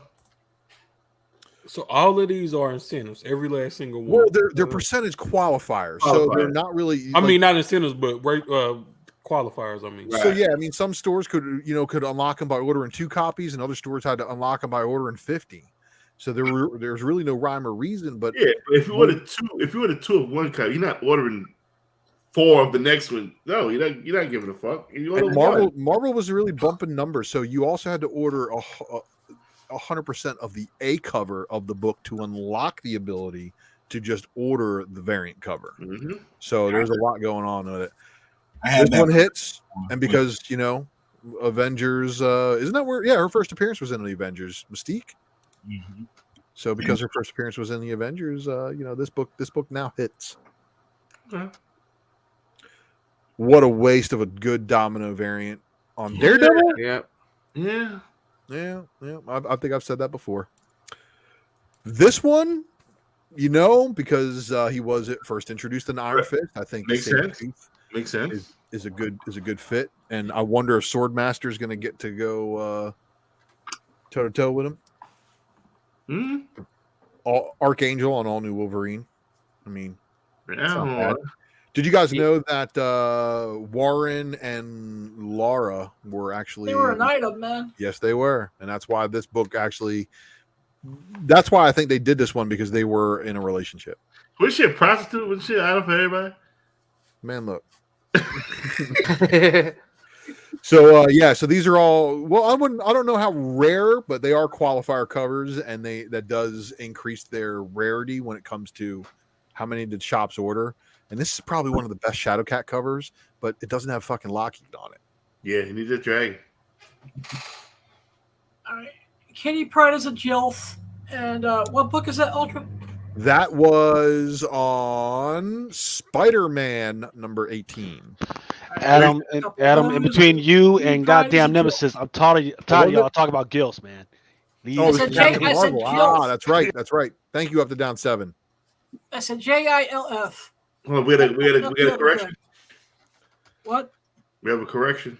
Yeah, it was in Mystique's first was in Captain Marvel, but that's fine. Miss Marvel 18, sir. She's hiding Lockheed. Just don't ask her where. That's right. Okay, so but of this set, I have 10 favorites. Rogue from the Uncanny Avengers, of course, number 25. Jean Grey from X-Men Blue, number 7. Dark Phoenix from Jean Grey, number 4. Old Man Logan with Professor X on issue 26. Oh, that's kind of cool. Weapon X, number 5 with the good old Warpath, and of course you know that Warpath was later on revealed to be a product of the Weapon X community. So, it also appeared in the book, which was really cool. Oh, a little bit more fitting with the young version of Cyclops on the team, but Champions number 10 with the 90s quintessential. And look, I love these designs, and these designs are going to be on everybody's memories here soon when X-Men 97 hits, right? Good old Mojo. I like the Mojo. X-Men Gold number 7. Deadpool on his own book. Issue 33. Jim Lee, I don't know, man. This doesn't reek of Jim Lee.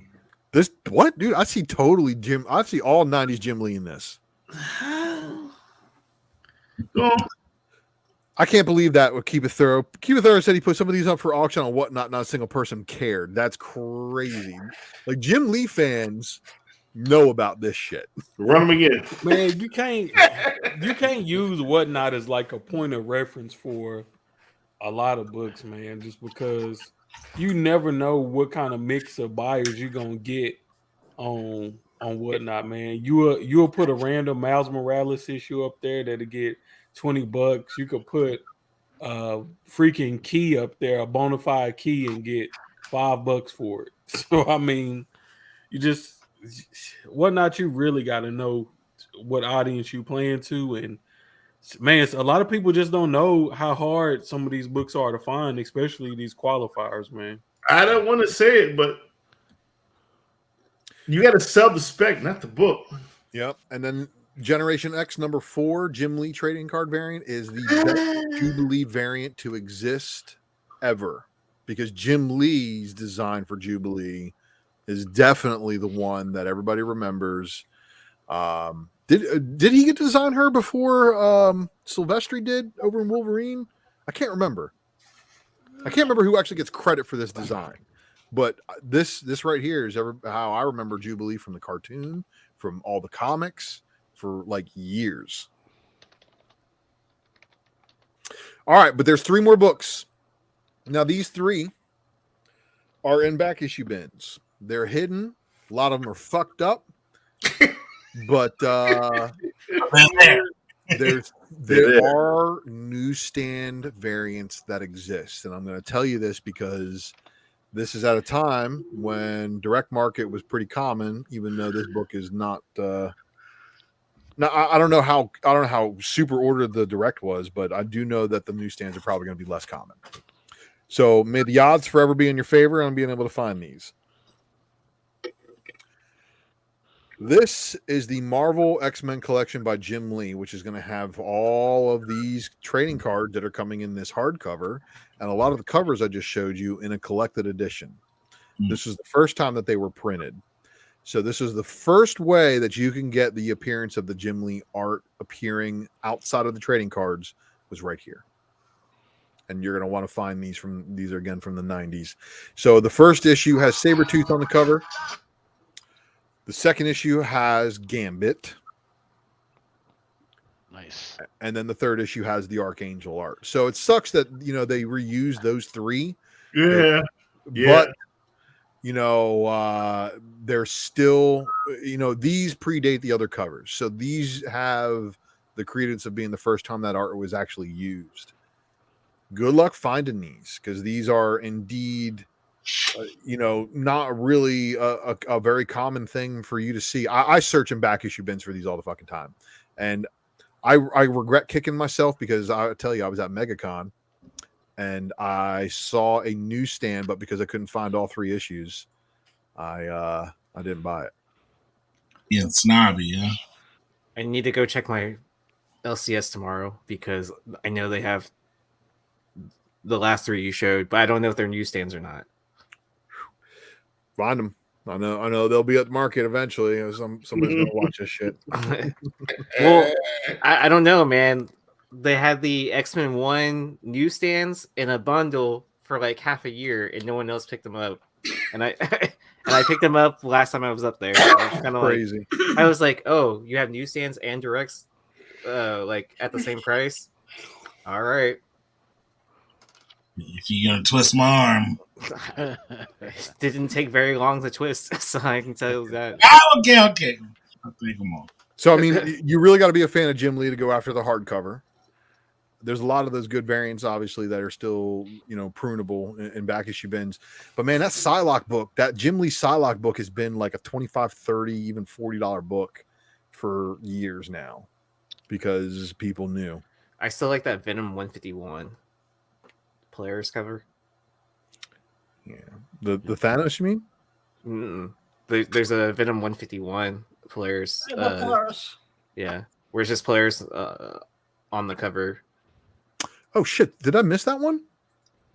Or did I show it? You had the one where. Yeah, she was on Guido. Yeah, I forgot about that. Yeah, but there's another one where it's just like her headshot. Yeah, you are right. I actually have that book too. Yeah. That's like one of my all-time favorite players covers. I mean, it's hard. I'm full White Queen. All right, that's it for me, Mel. Whoa, I thought you were gonna talk about Souza. Miyaka? Oh, well, I mean, I can tell these guys. You want me to tell the Sharks what the deal is? So a couple of weeks ago when I was doing that one Spec Matrix where my dog started having a little bit of an issue that I had to run, the artist had her name improperly inputted by the publisher. First and last name fucked up. Yeah, fuck the whole shit. And when that happens, it causes me to miss certain covers. So can we confirm yet that that one book is actually print to order? Let me tell you something. If that one book is not print to order, there's some magical shit going on at Black Mask. Black Mask is a company that's in it to make some money. Mm-hmm. And I can confirm that I've ordered Black #1 second prints, and they were sold out, and I was happy as a pig and shit. And all of a sudden, they restocked. Does that mean it's print order? No. I'm just saying they're sitting on a lot more than they said here. Let's just say that. So you guys know we did the Sozo Micah. And with her incredible artwork, obviously we got some fans. We're all fans of her work. So when I sent you guys looking for the first artwork of hers, her first artwork may be a little bit more common than the publisher was admitting to. We don't know for sure yet. So, but what also happens is the tie. Did anybody look up the issue 2 of Black as Fuck to see the release date? The second issue, just to see what happens. Her second work is Bitterroot. Okay, so Bitterroot issue number 3, cover D. D cover. It's a black and white cover. It is actually Sozo's artwork. Sozo Micah. Under the name of some other crazy shit. Yeah, like Makia Soto or something like that. Yeah. Like they butchered. Like it wasn't even Makia Sozo. Like her other pen names have been, but they really butchered, messed up letters and replaced it with a. Can you pull it up, Lucas, or somebody? So what's the title name? Bitterroot 3. Bitterroot 3 cover D. And the name. And I want to give a big shout. I want to give a big shout out to Chris Nelms of CBSI. And I think somebody else in our live chat that night, I was doing the Spec Matrix, said that book, and I kind of wrote it off. I was like, yeah, I looked at that. It wasn't her. And sure enough, it is. He had a great conversation with her. She was like, yo, they fucked up my name, and I did Bitterroot. I was like, as soon as she said I did Bitterroot, I was on the hunt. I was like, yo, this right here. Right. So they have it under Makia Soto. Her first non-print order cover? Yeah. That's safe to say. It's speculation is a bitch. Because we speculate that her first work may actually be print to order in a print press. Nobody knew this was her until 2 days ago.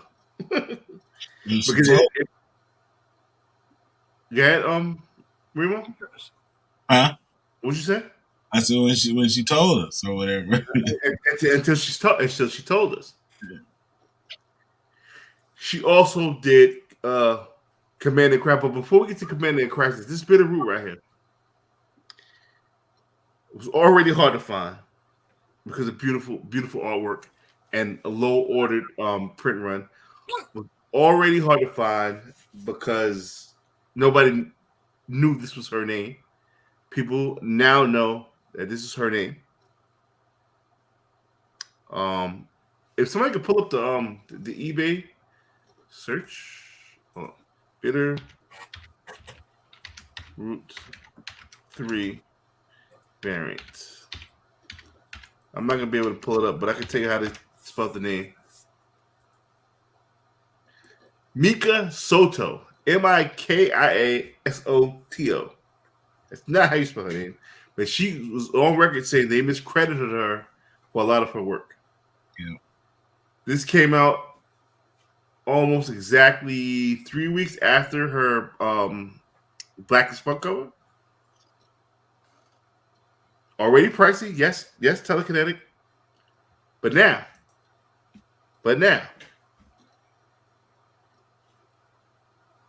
this is probably harder to find than her first cover. Can we all agree on that? Definitely. And this is a thick book too. So what is this? Well, then if it's also mislabeled too, right? I think that adds to the possible. Yeah. Oh, this is definitely under. Matter of fact, yeah, we know it's the D cover of a third issue that at the time probably nobody was really buying a lot of copies of. You know what I mean? Yeah, because initial orders would have been in before first issue would have dropped, and then or like right after first issue would have dropped. So if the beat wasn't building on the book, initial orders would have been low, and FOC probably would have just had a couple people trickling in. Listen, we don't know. We don't know. Covers? Wasn't there a sketch too? we don't know if this book will be on the Secret Side top 10. We don't know yet because nobody talked about it. I hope not, because mine hasn't shipped yet. Money. Shit. No, nobody talking about this book. But this is the first time that and this is not. I'm not saying it's my spec or some crazy shit. I'm just saying. This is her work. It like artists. Very hard to find. More harder to find than the Devil's Black as Fuck, Devil's whatever. Devil's Die. Devil's Die. That's all I'm saying. That's all I'm saying. Man, the one you bought from back in December didn't ship yet for $10. I'm just joking. Look, see, there's a 9.8, $5.99. 29, yeah. That's all I'm saying. That's crazy because, like, not even like a couple weeks ago, someone had one for $400 and they accepted best offer. Mm-hmm. He said, "Mel, you're talking about that? It's fucking 3:30 in the fucking morning, and I'm not telling anybody to buy the book." Now, listen, I gotta be clear now because listen, it's crazy. I had to be very fucking clear. I'm not telling nobody to buy the book. I'm just saying, this is her work. This is her second piece of work. It's a lot harder to find than her first work. Her first work is Devil's Die Black as Fuck. That's her first work. That's her first work. This book was already talked about before. This is not a Mel spec. This is nothing. I'm just saying. This is a second work. I like seeing it. Look at up to down 7. Mel, you're gonna be on here next week giving the book away to Lucy. Yeah. Look. Mel is one of. I can't do it. See, this is why I didn't want to do this. I told you not to do it. You ain't got to. I ain't saying nothing else, DT. I ain't saying nothing else, bro. All right, let's keep it moving, man. Yeah, they're not appreciating that shit. All right. Hey, scoundrel. Do not forget, Monday is Valentine's Day. So for your special loved one or your special pet, because that's apparently a thing now. People are buying Valentine's shit for their fucking pets. Make sure you get them some candy, flowers, or appropriate stuff. Just don't freaking hang outside the person who wants freaking window, breathing hard on the windows, thinking they're gonna fall in love with you that way. That's just not the way it works. Oh, take this second, Lucas. I don't mean to interrupt you. Go ahead. I ordered flowers for my girl, my wife. Do you, man? Expensive as fuck, huh? Oh my god. Because they were like, oh, they get you with the, hey, this thing is only $34.95, and then they get you with the delivery fees and expediency fees. Like, oh. So I got lucky one year, man. I freaking ordered the joints, right? And then I get a thing that says, hey, they arrived. So I'm like, oh, what the fuck? And I looked outside. Turns out they delivered it down the freaking street. So I fucking called them out. I was like, yo, freaking, yeah, freaking they delivered down the street, and there's like chocolates missing. So luckily, this was for FTD. They gave me all my money back. So, not saying that's gonna work for y'all. Just saying, just putting that out there. Yeah, that shit was a good rip. Yeah. Especially because you think about it, you buy your wife some stuff, you buy your mama some stuff, my daughter, So all this is just my personal opinions. I was just looking around for some beautiful romantic freaking covers that I came across. And once again, I know that y'all are aware of some romantic covers that kind of hit y'all in the right spot. So please send those to me at Chitlins Greens Cornbread on my Instagram. Freaking post that and freaking hit me up, because I would love to see more of that stuff. So maybe I can improve this for next year. But so this one is just a slight one. I had to make sure some Star Wars in there because I didn't want to do all superheroes and shit. Because y'all like this. Yeah. No, I'm at the another. Yeah.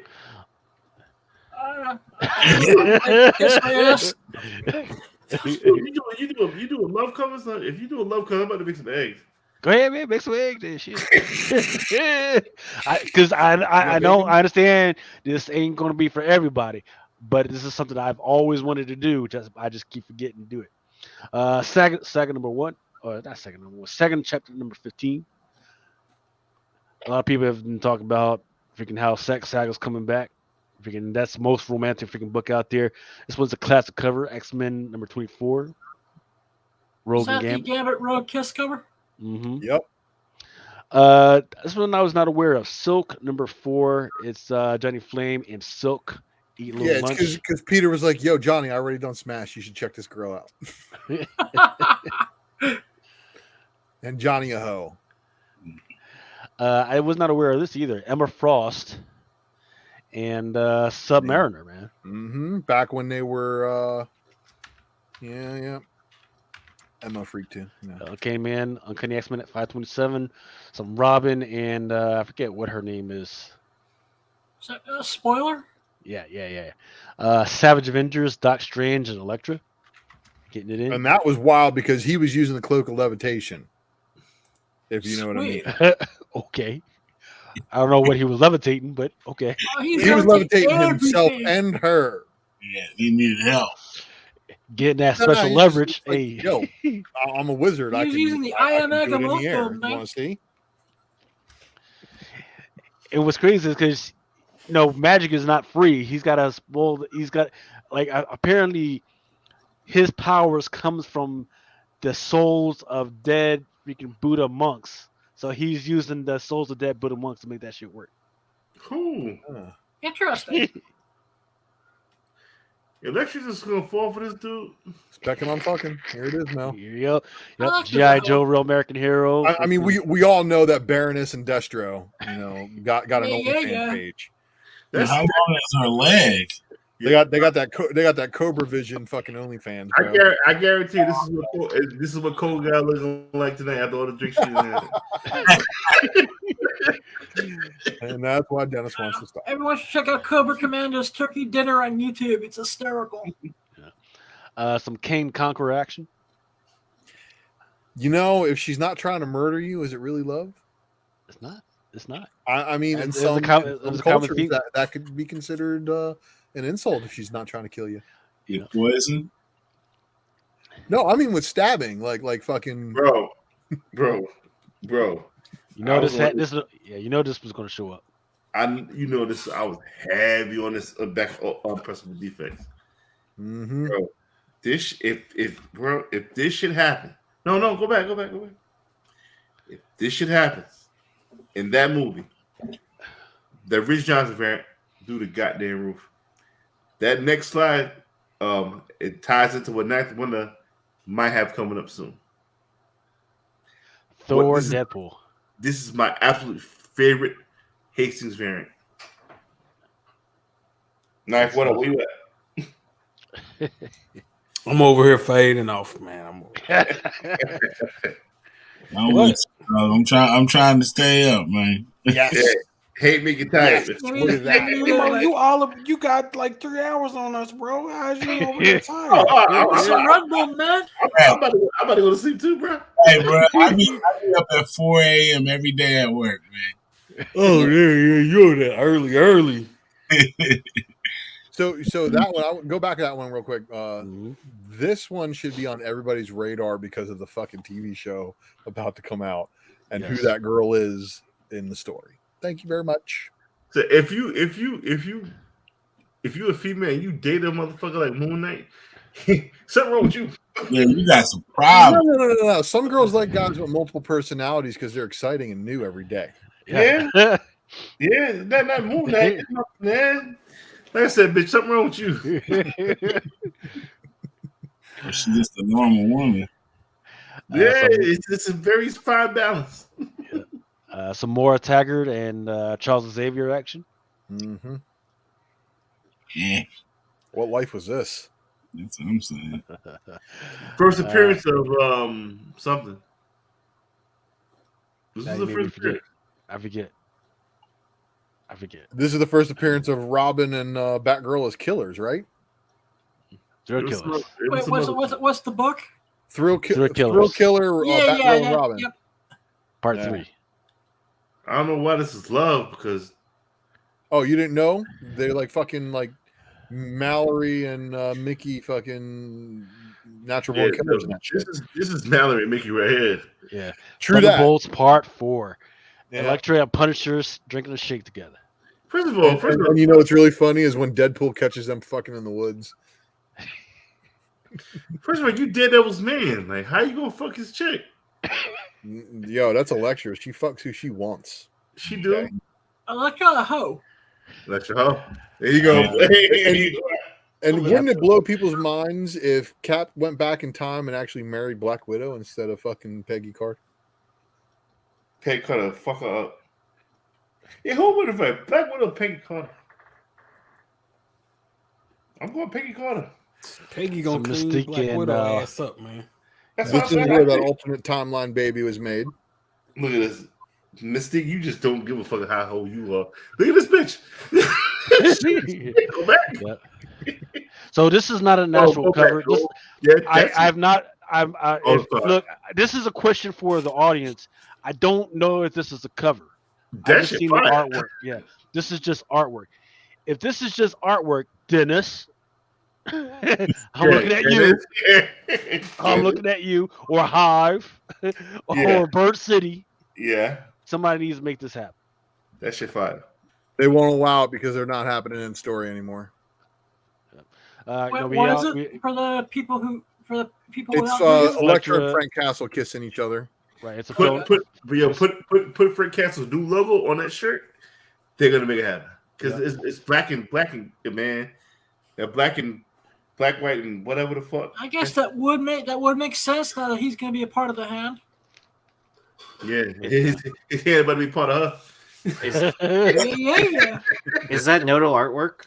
Actually, it's the cover of Thunderbolts #7. Is it? Yep. Thank you, Ultra. They don't think we Everett. The regular cover. Say it again. Thunderbolts #7. Thunderbolts 7. The variant is the Phil I Noto want to variant. make a porn parody based on that cover. Thunderbolts 7, and I don't see it. Oh, Volume 2. Yes, sir. Buy it now. Dirty motherfucker. BB, dirty piece of shit. Astonishing X-Men. So here we go. Eros and She-Hulk. I forget who the artist is. Oh, and this is a controversial book. Oh, that's Greg Horn. Yeah. Is that the book I think it is? That is the book you think it is. That's the one where he's on trial. Yep. And She-Hulk says that he read it. She said he's innocent. So how Perma Man never whipped for rape? This is crazy. Yep. Some more knife to the throat action with Harley Quinn and Joker. Damn, shit, Just a normal day for that fucking Stockholm syndrome. Yeah, that's just a Tuesday. Yeah, nothing on Punisher. I mean, Electric got nothing on them. Yep. Batman and Harley Quinn. This cover. Alex Ross. I love all the recreations of that one, including the comic book version, second print of that book. I like the one with Joker and Punchline. That rung bells. No, it's a good swipe. It's a good swipe. Some Action Comics number 600 with Batman and Superman and Wonder Woman. That's definitely some action going on right there. Does Lois know? Probably the only one that can take his dick. I don't know how Lois took his, took Superman dick. Like, it's crazy. Amazing Spider-Man, July 2018. This one is a homage to Norman Rockwell. That's love. That's love. That's a store exclusive though from Brooks, isn't it? I think so. It might be. Of course, I got to get this one in. Superman, Son of Kal-El, number 5. Not saying that that's love, but That's love. That's love. That's love. X-Men number 11 with Scott Summers and Emma Frost. That's a store exclusive. Nakayama. She done fuck everybody. Huh, Mystique? You have to have the alter. Yeah. And Wolverine. They just sharing the pussy now. Remember, Jean's got her bedroom between Wolverine and Scott. Listen, she's for the streets. Scotty, no. Does Scotty know? Scotty doesn't know. He knows. No. One of the rules of He really Kakao is doesn't to because make she more fucking children. wipes his mind every time. Yeah, you're She's a right. good telepath. Bro, she's for the streets, man. So She-Hulk got married to Man-Wolf. And there we go. There is Another Lois woman watching fucking Superman all up on Wonder Woman. She's the only one that can take the dick. Yep. Just like Jessica Jones. Yeah. She's the only one that won't die. Well, with Kamala Khan getting ready to enter the MCU, I thought I'd take a look at some of her stuff. This is the stupidest book ever pumped. I got the second print. You pumped it. And there she is sharing a shake with the new guy. I forget what his name is. Is it Robbie or something like that? I forget what his name is. That's the what's his name? The Red Dagger. Red Dagger, yeah. Did he even make it out of that series? Yeah. He just wasn't in the second one. There we go. That's not what this book looks like. This Spider-Man shit is not at the top of this book. Forgot all about him. He wasn't even in the second series. That is definitely the preview. Oh, that's a one-shot fucking reprint, huh? Right. So So you said Spider-Gwen is not at the top of the, talking about the letters for Spider-Gwen. It's not at the top of the book. Because it was on a Spider-Man book, and that's why they remember the original Spider-Man cover. Right. Well, I know you can't see, but if you look at the bottom, it says Romance Arancino. So this is actually an Argentine edition. And it says one shot at the bottom, so it's probably got more than one book. Somebody beat me to it. It's a form. Shout out to Rob. Where's he at? Yeah, Rob is And Josh. Yeah, Josh wrote his shit too. Rob was definitely the first motherfucker with the forums. I'm sorry. Some more Kamala Khan action, which is kind of crazy because she's not supposed to be touching dudes or talking to dudes, but this is a new dude. She already. Well, see, that's Robbie. He's been her friend for a minute. Man, everybody's been trying to get Kamala Khan to be played by Mia Khalifa. Don't say it. This one of my fire. favorites, Vision and Scarlet Witch. So what messed it up is there was a regular edition and there was also a store exclusive for it. Because the regular edition was on a Deadpool book. Yeah, it was a typical book. It was like Deadpool 13 or 11 or something like that. Some Morbius Domino stuff. Bro, that cover was so hard to find, bro. Yeah, sir. I want to say that's a Raza. I'm not 100% sure. Or is it a Raza or is it? Let me look it up. It might not be. It might not be. Who is it? It might have been a Mayhew. That is, not. Mayhew or Raza? Gang Yuck Lim. Okay. Shout out to Lim. Future Spec Matrix, what? Is there? Yeah, some Wonder Woman number 141, more Superman, freaking Wonder Woman action. She don't want to take the dick. Freaking don't fucking. I don't really like wedding stuff, but I did think this was interesting. You know, this is He married about 4 times.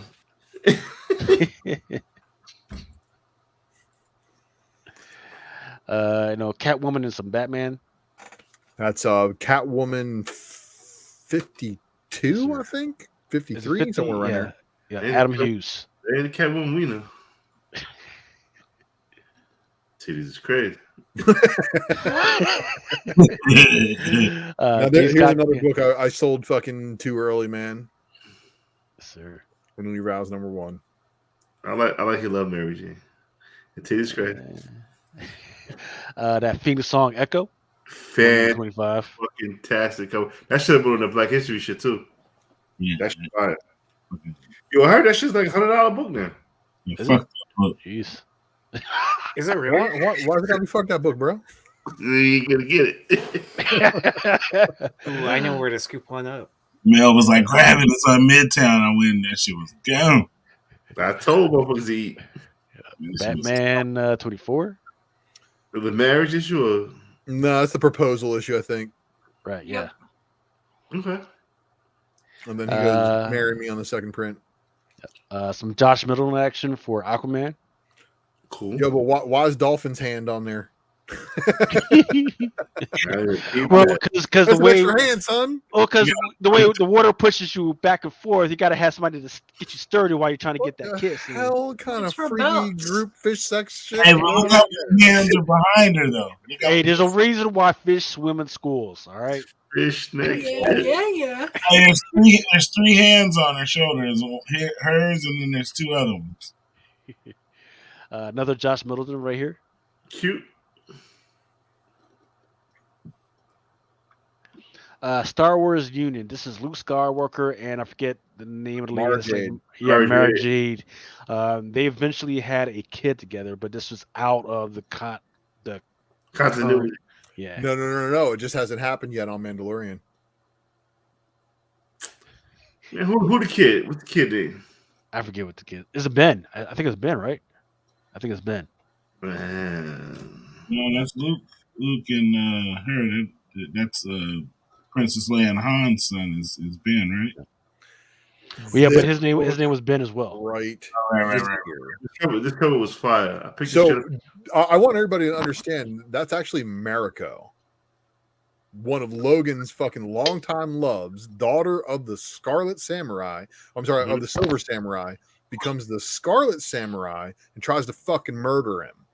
Over the next 5 issues, it's bloody. It's wonderful. Yeah, you wish your time. Motherfucker regenerates. Like, bitch, calm down. Electra. Somebody's asking for Electra the Hand, number 4. Like, what is she hoping to accomplish here? Like, bitch, you know I regenerate. Oh, okay. But he's old man Logan. He does it a lot slower than he used to. But the bitch is gonna come back. You just bugging out right now. Like, She's on that torture shit. She's on that revenge. You ever met a woman with intent to get revenge on a man? Yeah, she can stab me all she wants. I'm gonna come back. Shit. That's So fine. that artwork was done before. Fucking A. Mm-mm. Good find. Matrix. I gotta go to bed. I can't keep fucking around with you. All right, Mel, man. Freaking we're just blessed to have you. Yeah, I'm have to turn it in too, fellas, man. I'm blessed to have you guys, man. But keep this shit going because I want to hear more about this fucking love shit. My wife gonna kill me. I think he's at the end of the slides anyway, man. Yeah, that was it. Lucas, I can't spend $500 with you this week because I'm going to sleep. So, next week. Wait, are you have a great week, my brother. You got Thank FSC you and for all letting that me shit come to do on. too, or you skip? I got Ultra, man. You've been doing a great job, man. If you got to turn in, go ahead and turn in, man. I'll try to make it as far as I can, but yeah. It's probably the week that fucking everything come out. So fuck you. I'm like, fuck, I'm over here burning the candle at both ends, but I'm like, I know this. It's a good thing you got until Monday to get your final orders in, and tomorrow for I will have FOMO, and it'll be just different. Drunk Yeah, FOMO. so I mean, so after this, maybe Saturday, Sunday on the Comic Crusaders TikTok or on my TikTok, Chitlins, Greens, and Cornbread. I will throw up the shorter video of the FOC. It's only going to be like 2 minutes, so you got to pause it, see what the fuck is going on. But it'll be in another place. Bitch, you can stab me all you want. I'm going to come back. Yeah. Like, you bugging. Hey, yo. Shout out to my man, School Burner. He's absolutely right. Shit. Yeah, I'm out of here. See what he said. Hey, I got it right. If you have ones that I miss, because I'm just too many out there, send it to It's Drunk or put it out there. Tag a Drunken Chat Son and myself at Chitlins, Greens, and Cornbread so we can see it. And just put it out there. Yo, that's that. This is that fucking Bo-Katan cover. Yeah. Yeah. Mm-hmm. I don't know. But let's get into it. I'm out. See you later. All right. Okay. Peace out, brother. Nobody give a fuck about Goblin Queen. Goblin Queen with the fucking bitch name. Bye. All right. But yeah, so Amazing Spider-Man number 88 has a second print by. And I'm gonna drop off too, fellas. Okay. Go ahead, Take care, Rima. Rima. Thanks for having me. Peace out, man. bro. All right, now. Peace out. All right, peace out. Much love, Rima. Yeah. Second print. Yes, sir. So there was a second print of that Mary Jane and Black Cat. And it's just the same art. It's just that the background is blue, which is kind of weird. Because I thought they might have would have tried to do a black joint, maybe kind of in the mix. No, because that shit will show every fucking flaw, and they'll have everybody canceling fucking orders and getting refunds. But if anybody in the live chat has ordered the Black Cat set from JSC's website, I haven't seen mine ship yet. So it just Is that depends if sold you're out? Crypto or Blood, right? Yeah, that shit apparently For sold out. I guess I will. Or you could always wait for a warehouse find. For Yeah, no, I totally Nice. forgot about it. Yeah. Helicon Legacy is also going to have a second print by Aegis. That one, the background's just different too, as well, right? Exactly. They just changed it from white to black. I haven't even read mine to see if there was a first appearance or anything in there. Wow, Primo's getting a second print too, huh? Primos is getting a second print. So once again, I forget whether I talked about this last week on the Drunken Chat, but I've been trying to tell people, pay attention to this particular artist. His name is Al Madrigal. He is all over Hollywood right now. He's done the Today Show. He's Steve Colbert. He's actually going to show up in Morbius right now. So he's got his hooks into Hollywood right now. So if there's any project that you want to say, hey, this guy's got the chops, that's the guy. And this is one of his books, his projects that's out right now. So pay attention. And I've read it. It is not, so far, the first issue is not that bad. It's got a pretty interesting premise. See, Avengers number 54, Rob Liefeld. Make sure that it's only showing from knees up. Right, no feet. There's also going to be a Nakayama Infinity Sage Phase 2 variant. I kind of like this one. You see the keys flying by. Oh, Ultra, have you seen that sketch that someone commissioned from Liefeld, the Wolverine one? He did a bunch of those during the pandemic that got comic shops paid money, like big money. Yeah. I think that might have been one of them. Yeah. One of the people just got it back from CGC and they hit a 9.8 on their. Nice. I mean, look, whatever your feelings are about the guy, during the pandemic, he basically said, name a comic shop that needs help. I'm going to draw a cover for him. You guys bid on it. And then I will send this book to the winner and the money will go to the shop. So that right there, if that doesn't show you, the kind of person he is, despite the media hype and shit behind, him being a dick. I always thought Liefeld a pleasant person to deal with on a business level. And he's like me. And the reason why I guess I understand Rob Liefeld is like this. If you show respect to me, I'm going to return it and reciprocate it to you. But if you turn disrespectful, oh boy, that fucking switch goes off. Well, so I actually I bought one of his sketches from that, and then he didn't even take the money. He had me send the money directly to the shop. That's fucking awesome. So that's like I don't even want anybody saying that I did anything shady with the money. Just go ahead and fucking send the money to the shop. That's cool. Yeah, that's really fucking cool. So you got one? Yeah, I got the Boba Fett Deadpool one. Oh damn, dude, that's nice. That's probably one of the more popular ones too, man. That's a really good grab. Congratulations, man. The crazy part was that I missed out on the first time it was auctioned, and then the person that won it didn't pay, so I bid it up exactly to what he had it at, and then won it. Wow. Yeah. All right. Captain Marvel number 37 has got a Rian Gonzalez X-Gwyn variant. I like the art, but not the. And then there's a Momoko variant as well. Carnage number 1 is coming out by Ram. This variant is going to be by Ron Lim. And there's also going to be this. That Ron Lim. Yeah, right. It's like a sketch type deal. Out of order. Here we go. Simone Bianchi is going to a 125. Bianchi. I like that cover. Devil's Reign, Villains for Hire, Ron Scan. All right, so people have been emailing and freaking messing the shit out of me about this one. Eternal, the Heretic #1, the Phil Notice variant. That is supposedly Uranos. Mm-hmm. Now, people have been also saying this is the first appearance of Uranos. It is not the first appearance of Uranos. His first appearance was, I forget what the fucking thing it was, but it was like an old fucking book. This is going to be his first appearance. Oh, the Eternals that are coming out in the next few weeks, those are going to be his first appearances in this particular form. So just like they changed the forms of the other ones for the movie, they're going to now change the appearance of Uranos for this. Just saying. Mm-hmm. And Cool Comics Guy, Eternals 10 design variant has him on the cover.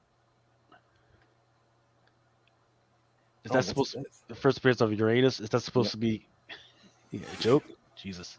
Yeah, that's a joke. Yeah. Okay. So this is Miss Marvel, Beyond the Limit #4. One of these is Karen, but it's not like her first appearance. Nope. Her first appearance was like 2 issues ago. Yep, issue 2. There's a variant cover that shows her like leaping on a roof in the background of Ms. Marvel. Right. But her first appearances are in the guts of that book. Yes. So you're going to look out for that one too. And are they really doing like the duplicate thing like they did for fucking Carol with Carla? Remember when Carla Soffin was Ms. Marvel for the Dark Avengers? Yeah. Yeah. Well, here we go again.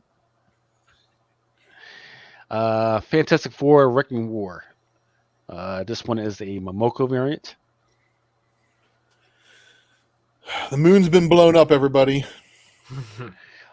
It's kind of like a murder mystery. Yeah. Tied back to Original Sin with fucking eyeball fucking Nick Fury Sr. Yeah. It's not bad so far. And then there's a Rodriguez Carnage Forever variant. It's the first time I've seen a Carnage Eyes Watcher. Oh, good point. And for everybody not understanding what that's actually what that was. I was like, what am I looking at here? And then there's a 1 in 25 Phil Noto variant. Fire. Noto's fire.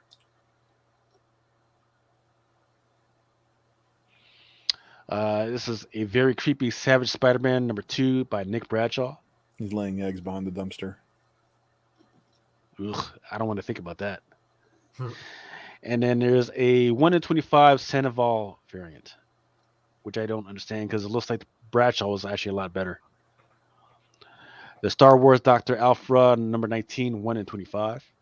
You want to tell you all about issue 16? The art has like NYX vibes to it. So the character that's in the top left first appeared in issue 16. Has a sway variant. Very underordered sway variant. Wolverine patch #1. This one's a John Romita, 1 in 25. And there's a Scotty Young variant as well. If you're into his things. Yeah, but his dialogue's funny. I mean, Scotty Young, good Whatnot books. Okay, so this has me interested. The X-Deaths of Wolverine #1 Vincentini second printing variant. This is different art from the other covers. New art, I think. Yes, new art. This was not in the guts. This was not on the covers. So I'm not sure what they're trying to show here, but it's something. Is it a connecting variant that they're going to start doing? It could be because it looks like it, right? Top left. It does. It looks like it connects to another picture. Sure. But have you read it so far? I'm loving that. I'm not really liking X Lives, but I'll probably read that one separately. But I'm liking this because direct continuation of the story from Inferno. Remember when we told everybody to start looking at phalanx and understand what's going on? Mhm. Pepper Fritz Farm does. You know. I don't know what that is. I must have messed that up. But I do know that this Dodderman variant is fire. I love And it. this is open order, isn't it? Yes, sir. Oh, that's amazing. I love it when it's open order. So was he a part of the hand? Because if you look at the bottom right there, there's a That dude. is him as Death in Apocalypse the 12. Oh, okay. Wolverine 146. And then there's going to be a Juniba animation style variant, 1 in 25. Okay. Looks like Momoko just went crazy, but apparently it's a different artist. Momoko on drugs. Got it. Momoko on crack. This is my jam. Motherfucking Pepe Larraz absolutely murking it with this fucking one. 1 in 50, too. Of course. As well. But it's on a high ordered book, so I'll be very happy to buy this one under ratio, preferred at half ratio, which is where I've been seeing them. Yep. X-Men Unlimited Latitude Cola Women's History variant with magic. That's Cola. I like this cover. That's good magic. That's good magic. A Henderson variant. A Lupacino variant with Wolverine running amongst a bunch of Badgers. Those are Wolverines. Are they? Okay. Yeah. They're cousins of Badger. It's okay. Yep. Batgirls number 4. This one's a cover A Jorge Corona. In the solicit, it says it's going to be the first appearance of Spellbinder. Now, Nemesis and Adam had told me that there was already a Spellbinder out there, but maybe there is another Spellbinder that's going to be in this one. I don't know. The new Spellbinder. And then the cover D is a Paulina Ganachoa International Women's Day cardstock variant. It's kind of cute. Where's the Rian Gonzalez incentive? Boom. There it is. 1 in 25. And it's got the dog. Yes. And pigeons. And Chinese food. Batman Superman World's Finest number 1 by Stanley Artgerm.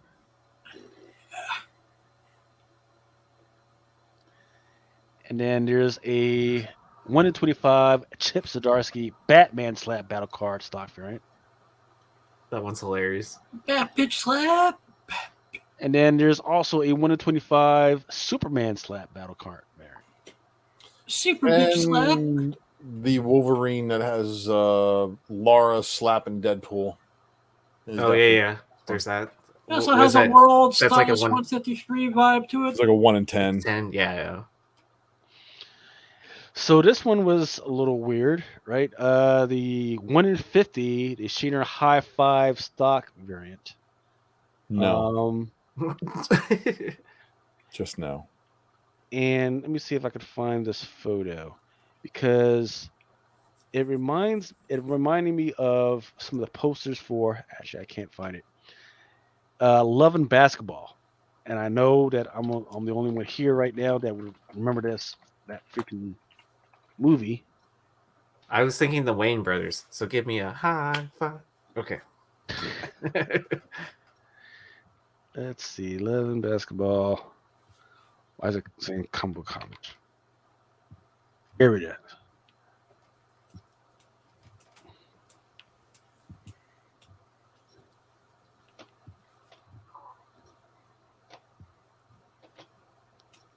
See that freaking image right there. For some reason. But it is. All right. And then there's a 1 in 100 Jerry Seinfeld in the Batmobile getting coffee cardstock variant. Oh, did you ever watch that show? That YouTube? No. So, I guess, yeah, it was on Netflix. Where celebrities getting coffee and cars. Yep. Batman Tonight number 3. It's got a cover B by Riccardo Federici. And then this one is kind of intriguing. Catwoman number 41, Jeff DeCal. Chin licker. Tula Lotte She is doing cover B. And Jenny Frison with the gimp suit. No, that's the Zoe Kravitz version of the Catwoman suit that appears in the Batman. So you're saying she's still wearing a gimp suit? No, that's Battison's woman. So we're gonna leave it at that. Yeah. Once again, this is me talking. I'm not. There talking you about go. Now that's an appropriate Michelle Pfeiffer pasty Batgirl or Catwoman. Yep, 1 in 25. Mm-hmm. So the first one for issue 39 caught people off guard. Yes. I don't think 40 or 41 should catch anybody off guard. It will not. It will not. Everybody's going to be looking for that. And for all the Susan Micah, Rican art, you're going to be keeping an eye out for that. She's got a Harley cover coming from what I'm seeing. Catwoman Lonely City, number 3, 1 in 25, Annie Wu variant. It's Catwoman in the bathtub of ice with her little vanity photo of herself. Right above. But she's older Catwoman in this one. She's got the gray streak. Yeah. This is the what if she didn't get with Bruce. Detective Comics number 1056, Irvin Rodriguez. This one was one of the art that just popped this morning or maybe late last night.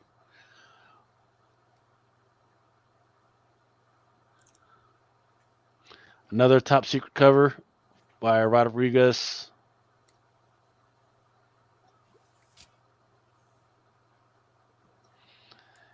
And then Lee 1056 Lee Bermejo. Actually, kind of like that. Hey, Adam, we have a question from the live stream. Do you have a preference over vinyl or cassette? I guess cassette. Oh, vinyl all day, man. Wait, if for collecting purposes, vinyl. For listening purposes, cassette. There you go.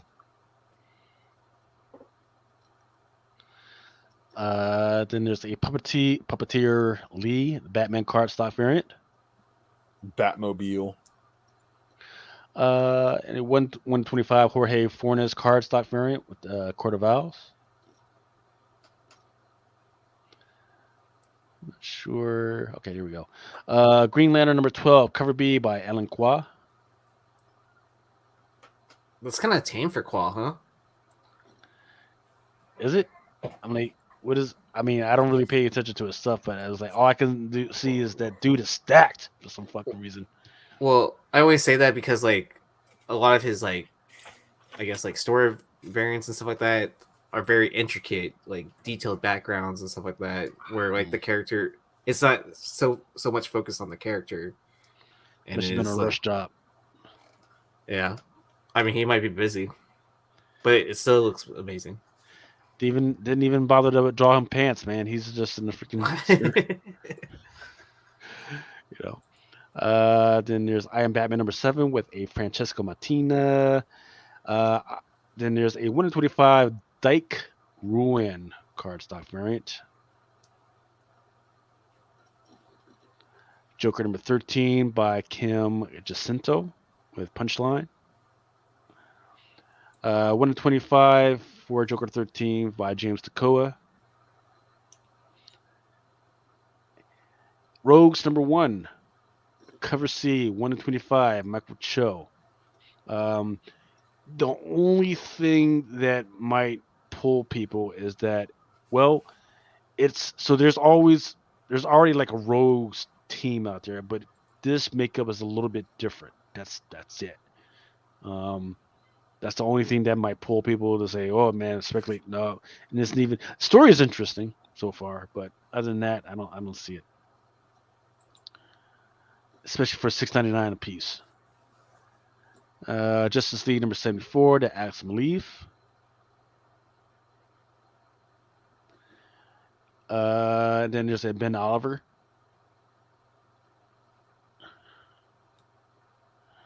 Nightwing number 90, Riccardo Federici.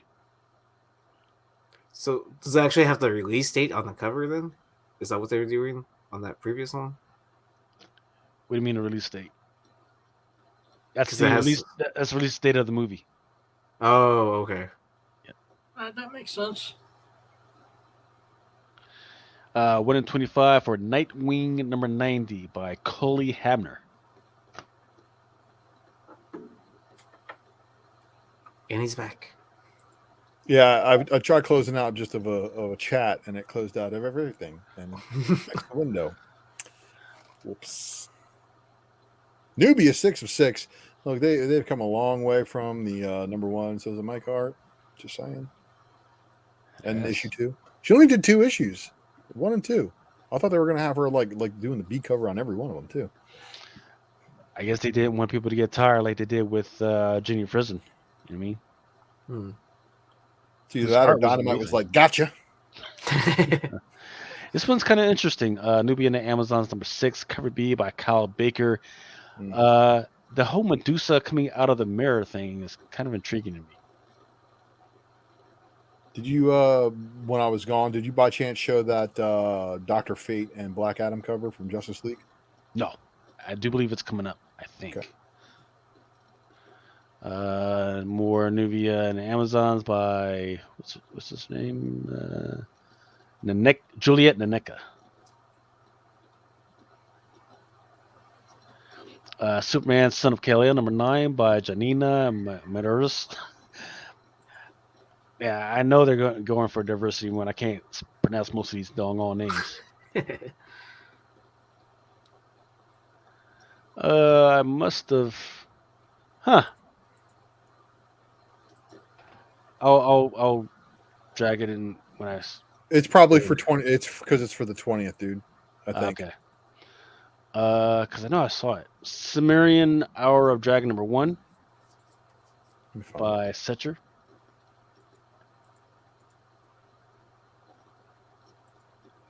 And then this is a Loki homage variant. 1 in 40 by Nieto. 1 in 50 by Panosian. Land of the Living Gods number 2 is on FOC.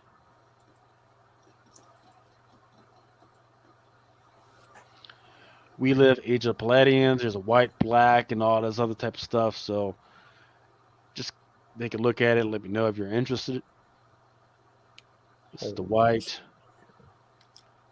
So I've heard this is supposed to be like a precursor story. So Do We Live? I'm not sure. yeah. I haven't even read the original story. 9 Stones, number 8. Jacquelina, cover A by Spano.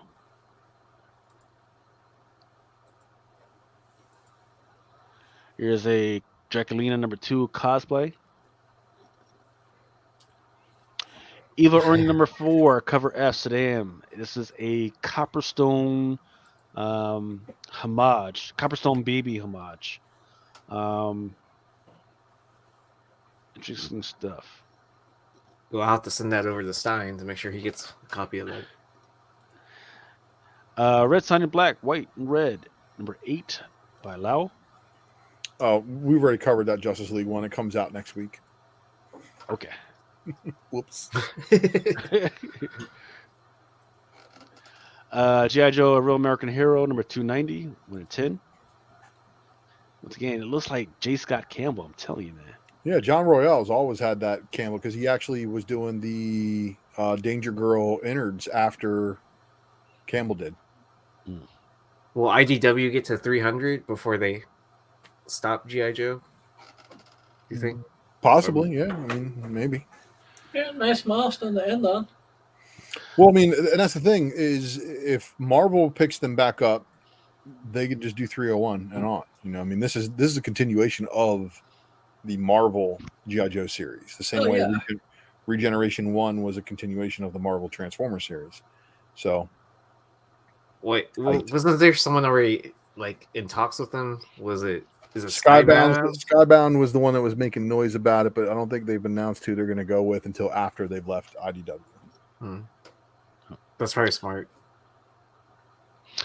Lady Mechanica, Monster of Ministry #3, cover B by Anceletto, and I'm going to order this one for myself because I've never seen Lady Mechanica with so much front meat hanging out.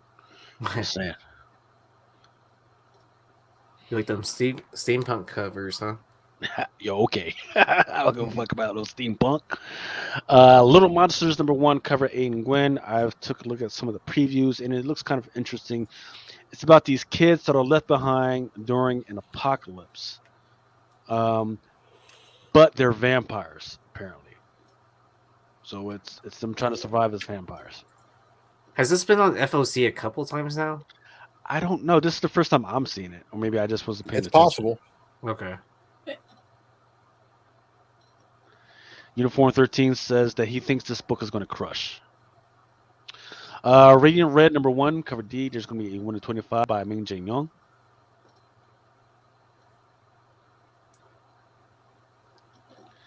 Scorch #3, cover A by Martina. And some hard books. Once again, this is Valentine's Day. Just Who's Heartless? Shout out to Heartless. Haven't heard from you in a while, buddy. Hope you're doing good. Booty Royale. Never go down without a fight. Okay. Survival in Another World with My Mistress #1. Who Wants to Marry a Billionaire?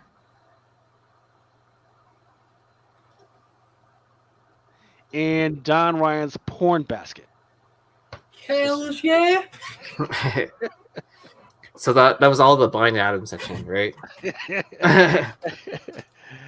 How to make him feel included. All right. And then to close it out, I want to go through the stuff that is coming out this coming week. If I can just find it. Chat. Here we go.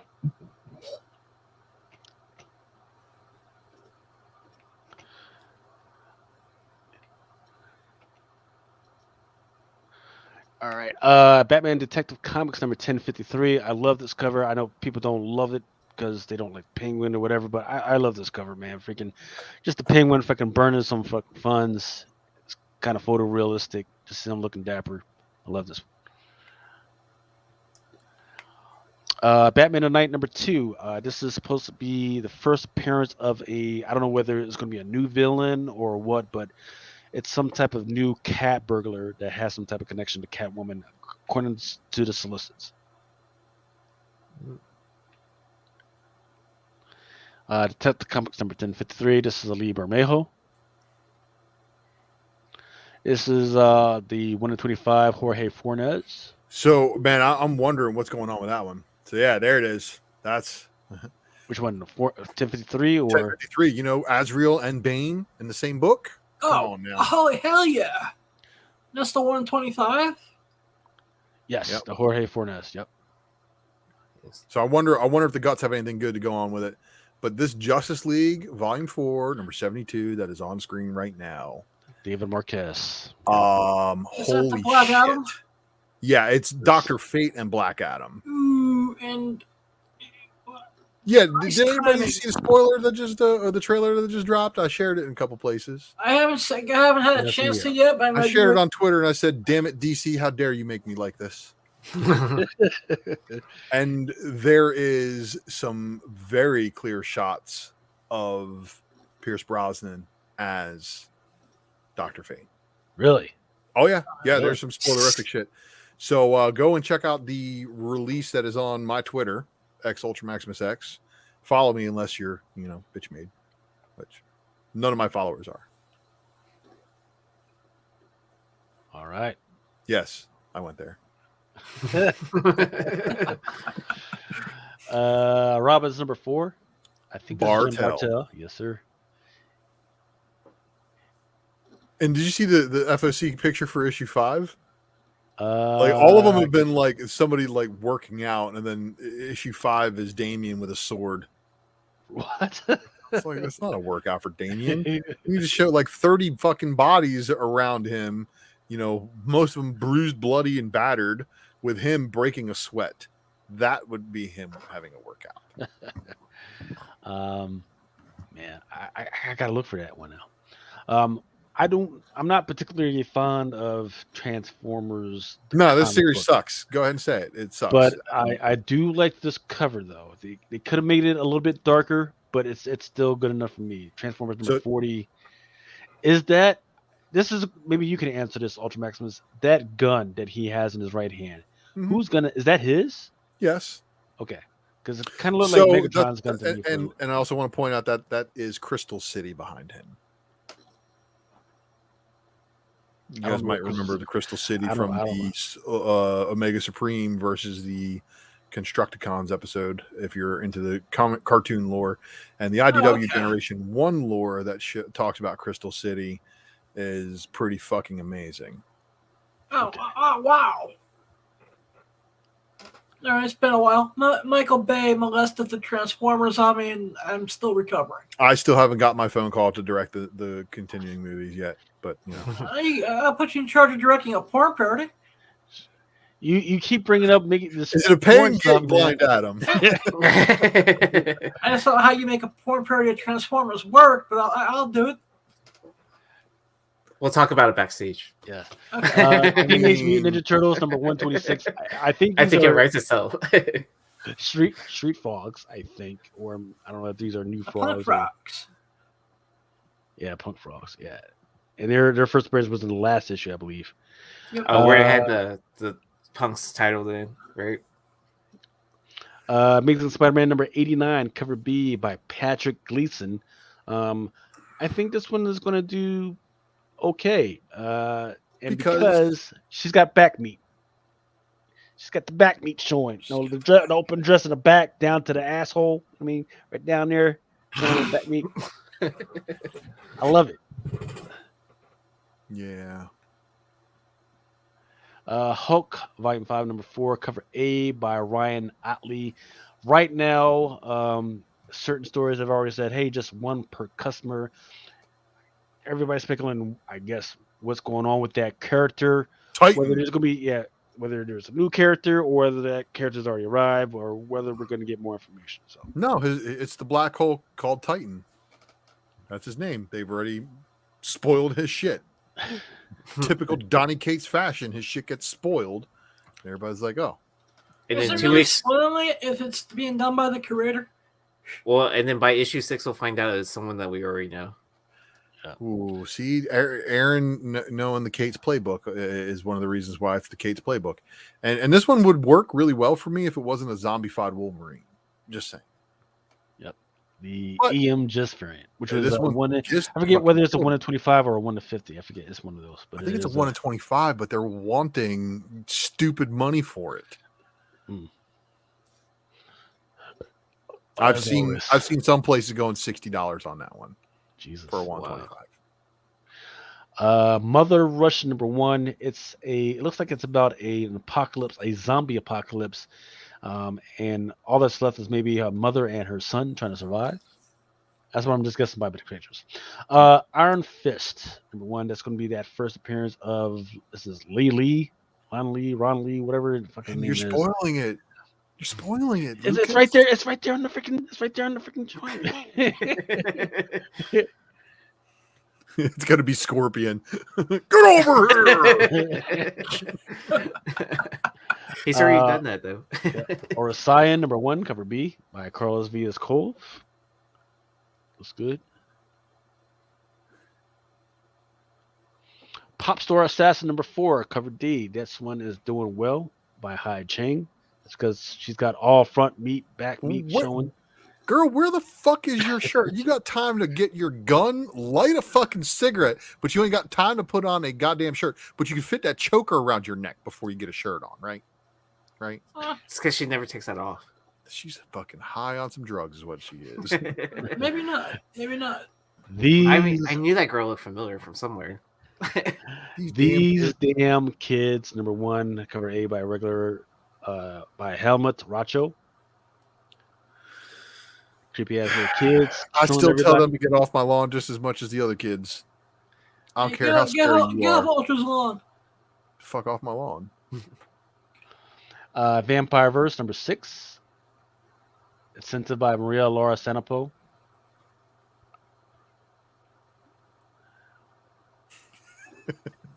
And there's also a Daniel Main cover, which I kind of like. It's her kind of invisible, and the only way they were able to see her was they spilled blood on her for some reason.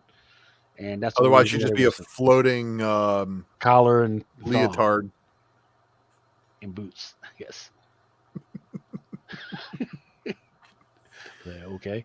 And then there's the 150 for that Iron Fist. So what about the 1 in 25 though? You know, so here's the thing. So he's on the cover of the 1 in 25 as Iron Fist. Mm-hmm. But he's not on the cover of the 1 in 50. Right. But the 1 in 50 is a swipe. Or what homage. If, so you see that little window? What if that's him in the window? That's not him in the fucking It's a shadow. It counts. But you know what? If you go back and look real quick, it also shows broken pieces of the sword. See the green? The shards? Yes. Remember when Swordmaster Sword got broken up into fucking bits? Oh, okay. Mm-hmm. It also shows a hand up top. That looks like Groot's fucking chopped off hand that became the base of Stormbreaker in the MCU. Oh, I need another drink. Chug, chug, chug, chug. Never chug. Never chug. Yes, sir. Sorry, sir. That's since college. Marvel voices. It's got Bishop Storm and Monica Rambeau. And for some reason, it's got graffiti of Shuri, I guess, or Black Panther. I don't know. It looks like what's going on here? Is he dead? I don't know. Is this supposed to be like the memorial? Tosin taking over? What? Oh, shit. I don't know. It just doesn't have that power of the barbershop joint. Right? It's just like, hey, let's throw some freaking covers. Let's throw some characters on a freaking cover. Well, what else do black people like? Oh, they like graffiti. Throw that shit up on the fucking wall. And I'm sorry. No. There better be some good shit inside the fucking guts on this one. Thor. Open order. Yeah, open order. This one's also open order. The X-Gwen variant of her looking like Angel. Yeah. X-Labs of Wolverine, number 3. Bartel. Open order, right? Yes, sir. Yep. See, I love it. And this one too. Open order. X-Men Storm. So in the realm of sway art, and I know everybody's going gaga over for that fucking Miles, but I'm sorry, but this Storm crushes that Miles cover by football fucking fields. I don't know. It's just that I guess maybe it's because I've been looking at too many Storms in the last couple of days, and it looks so much like the other shit. I was like, But dude, that's giant size X-Men Storm. You know what I mean? Like it's got the headpiece from the OG costume. It's got the ring suit. See, with the ring in the center. Well, see that boots. Well, see, then that's the thing. It's old OG freaking Storm. You know, it's like black women have different hairstyles. And I'm talking to the artist. It's like, come on, freaking update her hairstyle. Because the only hairstyles I've seen her with so far is this, which just looks like she grabbed somebody's fucking wig and went to the fucking hair salon and bought horse hair, right? Hey, cool comics guy. You think she looks fat, bro? Go check out the Jeff Scott Campbell Worlds Apart, X-Men Worlds Apart #1 with her on there. He drew her like stupid thick. And she looks like royalty. The Queen of England does not have her hair like that. I'm sorry to tell you. Yeah, you damn right. The Queen of England ain't got goddess hair. Nor do any of the princesses nor queens that are currently in Africa. None of them have hair like that. Because she's a goddess. That is why she is not a mere mortal. I don't know why people keep comparing her to mortals. Mother Russia Winter Special. I forget whether this is cover B or whether this is an incentive. I forget which one it is. Homage to G.I. Joe 21. Is it? The silent issue. It's first Storm Shadow. Freak Show Kingdom. Fuck that. And then this is the cover B for that. Oh, that's pretty cool. This one is the incentive. This one's the incentive for Mother Russia. And then that's it. Only 6 minutes over 4:30. So you guys can go to bed and get ready and punch life. Nice. Blind Adam still got that wicked Rorschach thing going. I do not agree with your comments up and down. Anytime you, how old is she? Like 80, 86? Talking about the Queen? Well, she soul sucks, so I mean, Yeah, she I can live mean- forever eternally if she really wanted. She's not. Okay. She's not freaking Mary freaking Bovary or anything like that. She's one of the lizard people, dude. Don't you know? She's a butterfly. She's a butterfly. Oh, someone's been watching Peacemaker. Yep. Oh man. And Well- is that how they retain their knowledge? They just inherit new bodies every time? Yep. Well, Adam, when's the next time we're going to see you, brother? It's gonna be Wednesday at 9 p.m. Awesome Sauce Radio. Please subscribe. I really appreciate that. Working on my way and getting verified by the end of the year, hopefully. So every subscription counts. I love you guys, and keep on pipping. What about you, Ultra? When's the next time we're going to see you, brother? Sometime this weekend, I'll do a secret variant FOC breakdown. So if you'd like the taste that Lucas dropped here this evening, well, I'm going to brutalize myself by going and scouring the internet to try to find as many of the covers for FOC as possible. Wish me luck, everybody. Sir. Absolutely. Aaron, when's the next time we're going to see you, brother? 1 p.m. Central Time today. I will be breaking cards until my meeting for Modern Comic Mayhem, which I'll be taking Brian's spot as doing all the behind the scenes stuff for Flipside. And then after that, sports card show on Flipside on Wednesday. Okay. And then for me, No Prize Podcast. I'm going to do it maybe in a couple of hours. I got to get ready. I'm going to be talking about the final episode of Boba Fett and any other freaking crazy stuff that's happening in the Marvel world.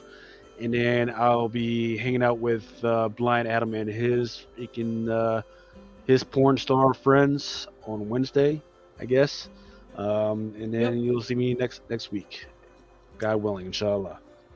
But once again, thank you guys for hanging out with us, and love you guys. Drunken Chat out. For each man in time.